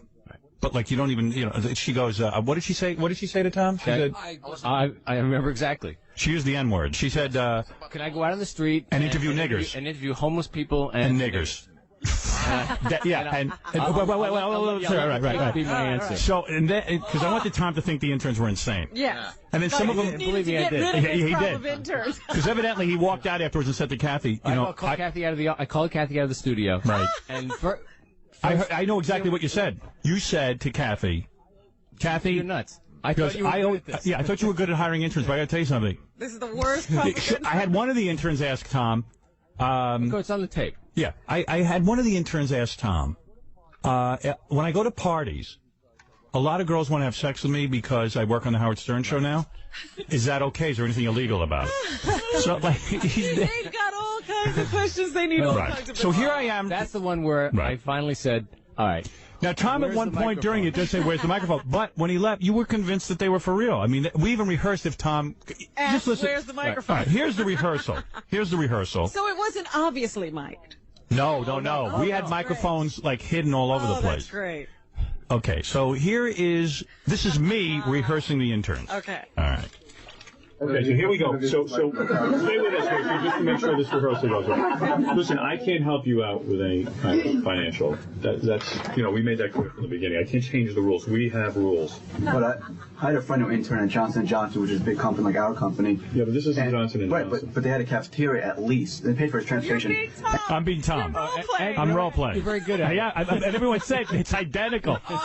We're going to show this on the TV show. We had all video cameras, too. That's great. The cafeteria was getting bagels and muffins in the morning, all that stuff. But we don't have any of that. That's what I'm telling you. If you can't deal with that, we want you here. It's like a 45-cent bagel for lunch. Yeah, well, if we pay you, then I have to pay at least 3 other people. It's just getting a cafeteria or providing some kind of... Yeah, and the way this company's made its money off the sweat of interns, really, so... I did not say that. He wouldn't do that, but that intern is very good. Yeah, they're all good. This ain't nothing. All real good. Right. They were real good. And it was his job to ask Tom the first question. I said, if Tom gets out of here, it's your fault. Tom, should I say that? What about, I know the station gets a lot of free CDs from these record companies. Will we be able to get any free CDs? For concert tickets, possibly? I can't guarantee you that. No. Exactly what I said. I know. Well, it seems kind of stingy, you know. We see all the, but no, we can't guarantee it. If we have something, we put it in a box, like dogs you can fight over. Say Howard X when you go interview a whore. Can you reimburse me for my cab ride down there? Because I'm getting material. I think we look at things on an individual basis. Well, seeing as we're talking about money, the other day when I was coming in, I opened the door of my Jeep, and this guy just ran right into me, knocked the door off. Let me stop you for a minute. Do you think we should eliminate the whore question? Because that might... It's a little bit of a giveaway. It's a giveaway. And this is how much work I put into this? Yeah, you're really hearing it out so you hear what it sounds like. Oh, yeah, in we the real rehearsed. world, This so is a you big can rehearsal. determine what'll work and what won't. Well, wait till Tom enters the picture. Well, a little more rehearsal I'll play you. Okay. Oh, good. Right. It's a little bit of a giveaway. Yeah. What do you guys think? Maybe it should just be put later. I was thought the whole question Maybe that should be the last financial. should precede the nigger question because the bathroom question. because hold up. Skip the whore thing. I'm going to change the order a little bit. Since we're doing money, and we were all very uncomfortable with the N-word, but I said you got to appear to be racist and not think just twice. reel it out. Yeah. Well, having the woman with the British accent ask the question was perfect. And I changed that. You'll hear in the rehearsal because originally a different kid was asking. That was perfect. Why don't you go back to your door then? Right. This is so good that I'm afraid as soon as you say whore, he's gone. So let's skip that. So after your question about free CDs and free tickets, no, we can't help you out with any of that. We can't help you out with free CDs and tickets. Okay? Tom, I know over Letterman, I think we're going out the door. Yeah. So I have to pull it. Actually, can I suggest? I think it's better to go to him because his question is actually sort of legitimate about being the Letterman interns get paid. Can we get paid? It's actually not expenses. All right. On air. Okay. All right. You want to go that way? Would that be better? Okay. All right. So I can't help you out with CDs and tickets. See, this is really structured. Oh yeah. Oh please. Wait till you hear us. We pull this off like Mission Impossible. Tom. Yeah. This was our third rehearsal. Yeah. By the way, this is the third rehearsal. Oh. Yeah. See how they worked for you? Yeah. Tom, we did this all for you. I know over at the Letterman show, when the interns get on the air or anything like that, they use their voice. They get paid for it, and I was wondering if you do that here, because there's a chance that any one of us can get on the air, and we're wondering if we can get some money out of it. No. But it's CBS, same company. Yeah, I know, but no, we can't. I'm sorry, we can't. Well, I have a question. It's kind of about money. The other morning when I was coming in, I opened my Jeep door and somebody ran right in. All right, so you get the idea. Right. This is how we rehearsed. Okay. So everybody had to actually do it. Right. So now it was time, and we ended our meeting early so we wouldn't lose Tom. We were afraid if the interns got nervous. Well, I rehearsed them so many times, over an hour and a half, that they were loose as a goose, and you'll see. Yeah. Oh, great. They started out some of them were nervous in the beginning. And was this the first time that you took questions, or did you always open it up? Oh, they have asked questions before? Yeah, oh, I didn't know in fact, that. I've always encouraged questions before. Yesterday, though, Tom has nothing better to do. He loves to answer questions. Please, I'd love to spend all afternoon with you. All right, so Tom comes in to make his opening statement. Oh, you have a statement to make? Go ahead. If I may. Yeah. Yesterday, I had no intention of taking questions because I waited to see you about something else. Right. I was already late for a lunch date. Golf game. Yeah. All right, lunch date. Well, yeah, it was not good for golf. And yes. So the last thing in the world I wanted to do was take questions. Right. Because I'm just trying to get out of here. I am late, and I don't want to, All right, let's. All right, so here's Tom. Tom comes in and gives a good 5-minute speech, but I cut it down because it's very dull. But you know what's funny is that he would have complimentary though. Would have liked not to have taken questions, but these questions were so. He realized that these people really needed his. Yeah, they really do. I was so blown away by the first question. It was like, all right, wait a minute, what could come after this? All right, here we go. Everybody, sit back, relax, and hear Tom in his meeting getting shanghaied. This is Tom Chisano, everybody. He's our general manager. Among the most picked on and abused people in broadcasting, but I'm happy for it. I make this speech every term. Every term we have a new group of interns, and I'm kind of actually late doing this, and I do it because I want you to understand that. He does it because he has nothing better to do. Yeah, I love addressing people. No, I do it because... You are a very dull public speaker, by the way. I got to talk to you about this. Watch the whole tape. I already did. All right. Hopefully it will be a great, fun experience for you. Something that you learn at. Hopefully learn a lot at, and it'll make those credits that you're gonna be getting for being interns here actually means something to you. There's a lot of fun involved. There's some downsides. So and I just kind of want to make sure that everybody understands that if anybody has any problem with the downsides, the fact that the show can be bawdy, I think is a good word. That there is an unbelievable amount of pornographic or certainly X-rated material. Unbelievable amount. There's a lot. An unbelievable amount. All right, okay, we understand. He's unbelievable. Unbelievable. Unbelievable. It's so unbelievable. Yes, Fred. He can't believe it. He's been here 17 years. He can't believe it. By the way, it's 14. 14 years? It's 14. All right. And Claire Bloom was married to Rod Steiger. Thank you. Thanks for clearing that up. What the? You're going back to a 6 o'clock reference. Yeah. George C. Scott. I don't even know what he's talking about. You're right. I know what he's talking about. You know why? Because I'm on his wavelength. Good for you. Come on. We're in the middle of Tom's big speech. And this is cut down. I'm having too much fun with the unbelievable. Okay. Show. That we have an obligation to you, to your parents, to your school, but mostly to you to make sure that you're not involved in what you might consider a hostile work environment. If it ever gets that way and anybody says, you know what? This is Tom's sexual harassment speech. Right, he's trying to clear the company right away. Yeah, right. Yeah, before anything happens. Yeah. You kids, you're going to file a claim here? It ain't going to happen, okay? That's right, I got a speech for you. I got this covered every which way to Sunday. I've talked to my lawyers. Yeah, I've talked to everyone. Exactly what to tell you. In fact, I would like you all to leave now. Absolutely. Right, here we go. I can't look at another Penthouse magazine, or I don't want to have to file another triple X-rated video that comes through because Howard's doing his porno of the month. That's okay, and you have the right to not want to be involved with that stuff if you so choose. You've passed a very stringent interview process to get in here, because Kathy's really good about this. She really does an excellent job in trying to select, not that we don't have to get through, who we kind of scratch our heads about it, on occasion. Here he is complimenting Kathy on our choice of interns. And but every once in a while she baffles him. Yeah. Well, we have had some wackos. Making sure that, that Howard and the show has a very high quality of interns. I mean, we've worked together for almost 15 years now.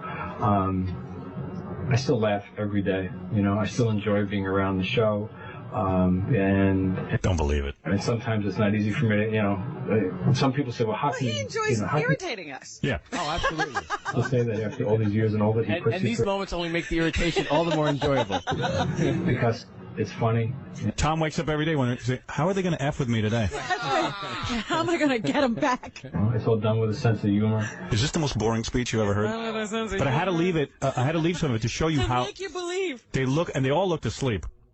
And they were enthralled. And it's a joke. Wake up. And I think I'm one of the lucky ones. I get the joke. And obviously there are millions. Tom gets the joke. Yeah. He's a lucky He's one of the lucky ones. He gets the joke. One of the few. You're one of the lucky ones. No, I said I'm one. You're one of the lucky ones. Along with millions of others. Right, all right. There's other people around this country who get the joke. And hopefully you'll be laughing and learning at the same time. Nice line. Okay? So thanks. Tom, here we go. You just mentioned, if we have, any kind of problems. One point my counters, I'm coming from New Jersey at Rutgers, and it's costing $17 a day to get here. And I calculate by the end of the whole internship, it should be I think almost $800. So because I'm here part-time, I ain't taking classes, I'm preparing for the LSAT, I can't work a part-time job. And I'm aware that other internships, offer some kind of stipend, whether it be Yeah, ours don't though. I know, but I had a friend who actually interned at Johnson & Johnson, which is a big company, like our company. And, they actually had a cafeteria inside, which provided breakfast or lunch or nothing too expensive, like a bagel here, a bagel sandwich. So I was wondering, why, or if you have something like that, or we don't. Kid asked for $17. It's so funny because Tom is like, money, no. Yeah, Tom is like, you don't even have to finish. Tom hears $17. That sounds like $17,000 to Tom. Bagel, no. I hear you, and it's just kind of what you see is what you get. I mean, the setup is what the. We've heard that before. You see nothing, you get nothing. Right. What is, that we don't offer expenses, we don't have a cafeteria, there is a side. We don't even have air conditioning. We don't have a cafeteria. Benefits of that free lunch every Wednesday, I think, when Ranch One delivers. He's telling him when Ranch One delivers, you guys can fight over that. That's right. It's your free lunch. After the staff gets theirs, you can get yours. Yeah, after Howard and Robin eat everything. And there have been some interns that, when we've needed part-time help, who we've hired, and paid out of petty cash or whatever from time to time. But those are very limited. You shouldn't hold out hope for that. The good news is, kids, we don't charge you. Every once in a while, after you give and give and give until you have nothing more to give, we sometimes throw you a bone. Yeah, by the way, kids. The college charges you guys for an education. We're thinking of actually calling this a university and making your parents pay. What do they pay? Yeah. But don't hold out hope for that. Right. And it really is, unfortunately, from that end, that's I guess that's the part of the cost. I don't know if you get a better deal from Rutgers for these credit hours that you're getting. Well, it just really it's money I'm taking out from I don't even know where. Right. It's just a lot. I mean, I'm sure we all agree. Whether we get here by train or, You know what? I hear you. I hear you, but let's move on. I don't want to talk about money. Hear you. I got to go have lunch that I put on the company credit card. No. From a point of view, it's extremely difficult to come in 3 times a week. As much as I love it, I love working here. And by the way, where Tom lives, it's against the law to show emotion. It's wonderful. I hear ya. It's awesome. It's just that it just sucks financially. It really does. And I know that other internships, do help, their students out. You know what? I mean, no problem. If there's, this is what the intern program is here. That the company, CBS, Viacom, Infinity, Infinity Radio, which is really who you... Tom doesn't even know what to call the company.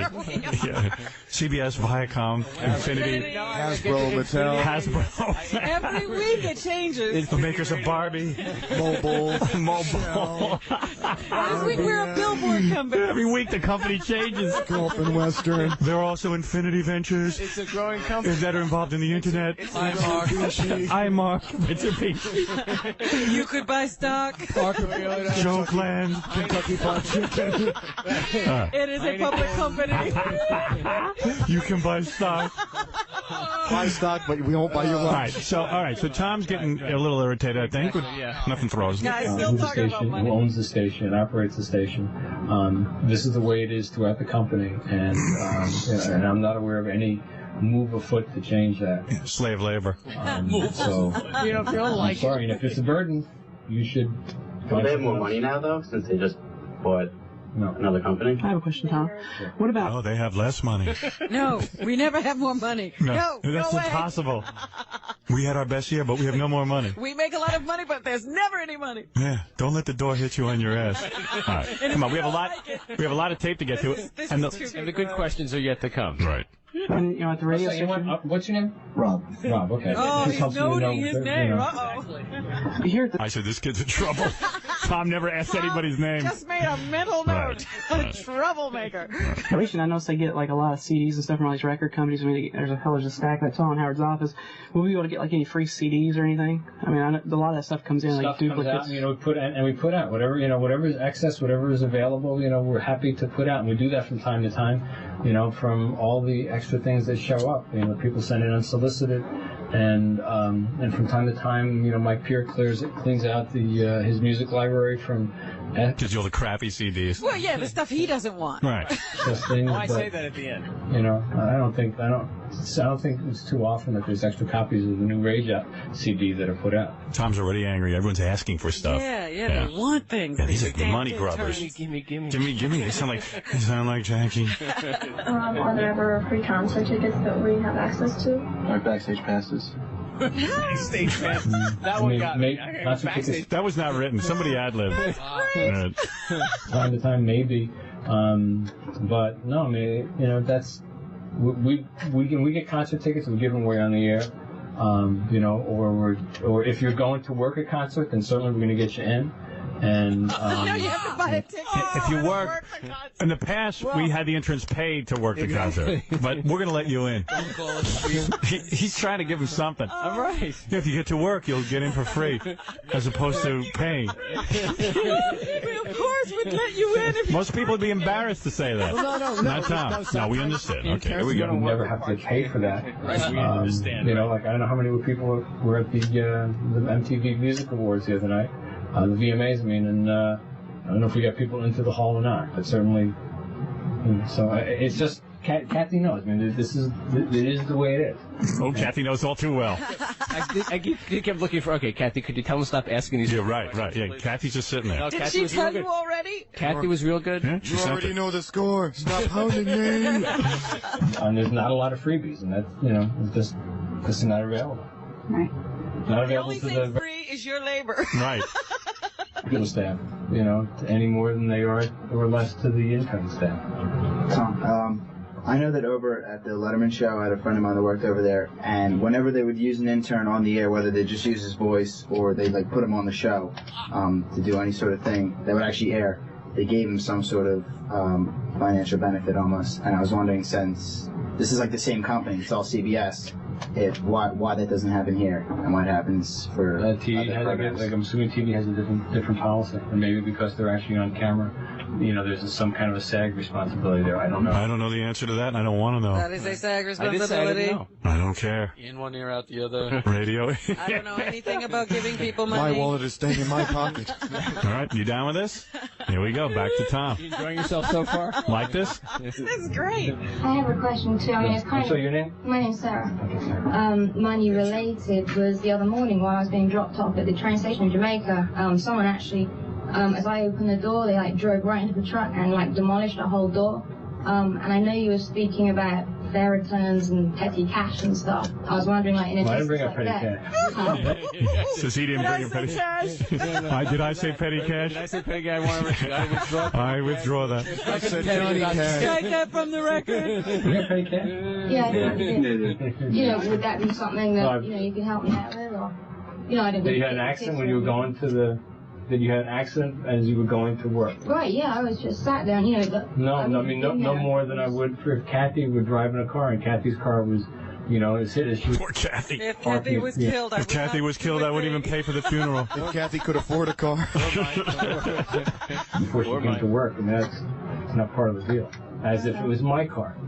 Well, Kathy gets here at a reasonable hour, and I know that Sarah has to be out at 4 a.m. She probably wouldn't have been in Jamaica at 4 a.m. had it not been for her internship here. But I think we laid that out as that that's the downside to the intern. To being an intern in the morning. See, there is a downside.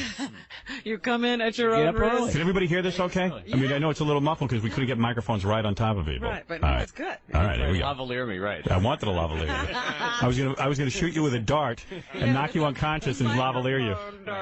It starts at 6 o'clock in the morning. You should have to wear lavalier every day. That way, because we know we're going to be taping you.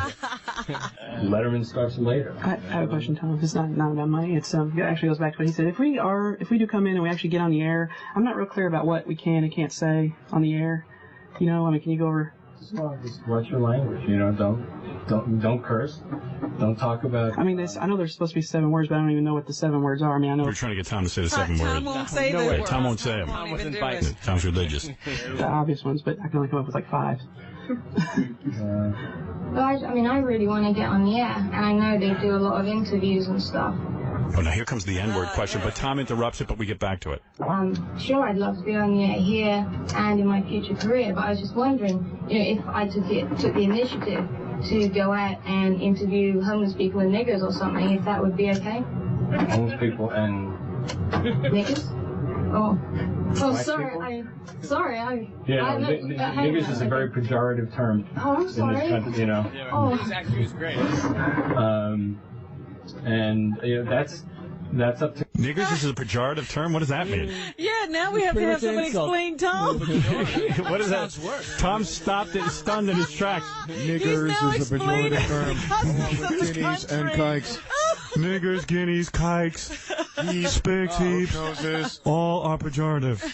What does that mean, pejorative term? It means derogatory. Howard, yeah. You know how Tom knows these words? Yeah.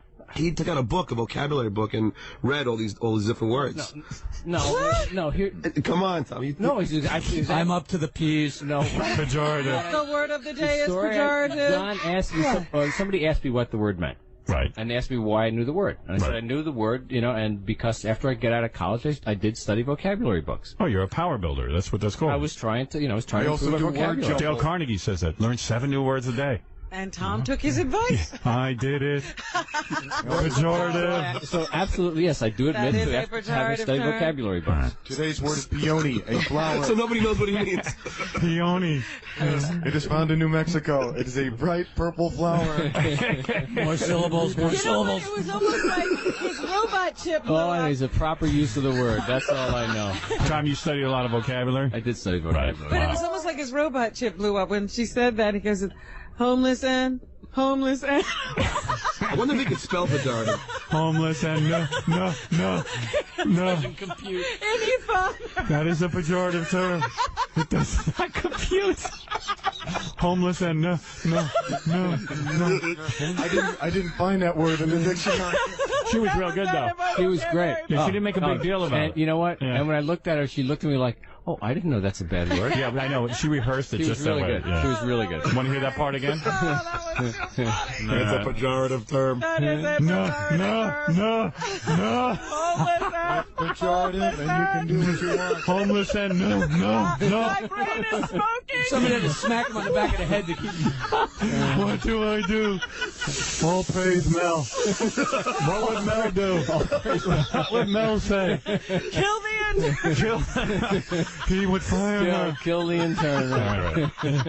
I was hoping he'd fire someone right on the spot that you can't work here Get her anymore. out of here. Yeah, like, just get out. Who needs you here? No. What is your name? Sarah. No, goodbye. No. Hey, goodbye. Guys, I mean, I really want to get on the air, and I know they do a lot of interviews and stuff.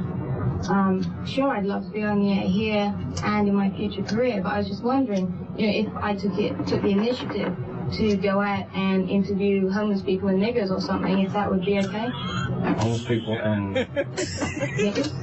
Oh, sorry. Sorry, I'm. niggers is a very pejorative term. In this country. And that's up to Gary. I mean, Gary. If you should interview homeless people and niggers. No, No, I know. I'm not. I know you recognize that as racist. He directs that stuff for KC, whichever. Gary's the executive producer. So you need to discuss. If you have creative ideas like that, you should bring them to. Creative ideas about if you have creative ideas about no.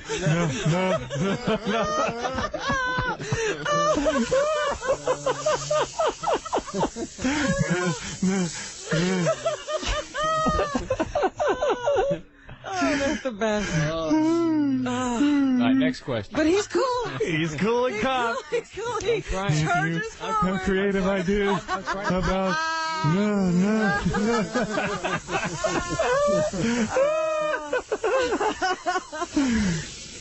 To Gary, we're to KC. Okay. And also, I know, Tom, there's like a bunch of weekends when I go back to school, and I know that like I'll go back and I'll talk to a bunch of people, and girls will come up to me that know that I'm working for Howard Stern this semester, and they'll want to sleep with me. And I was wondering if that's like frowned upon, like here, is there like a rule against that or something like that? Same thing here. It is being. This is when Tom wants to know if it's being taped. Is this a goof for the show? Okay.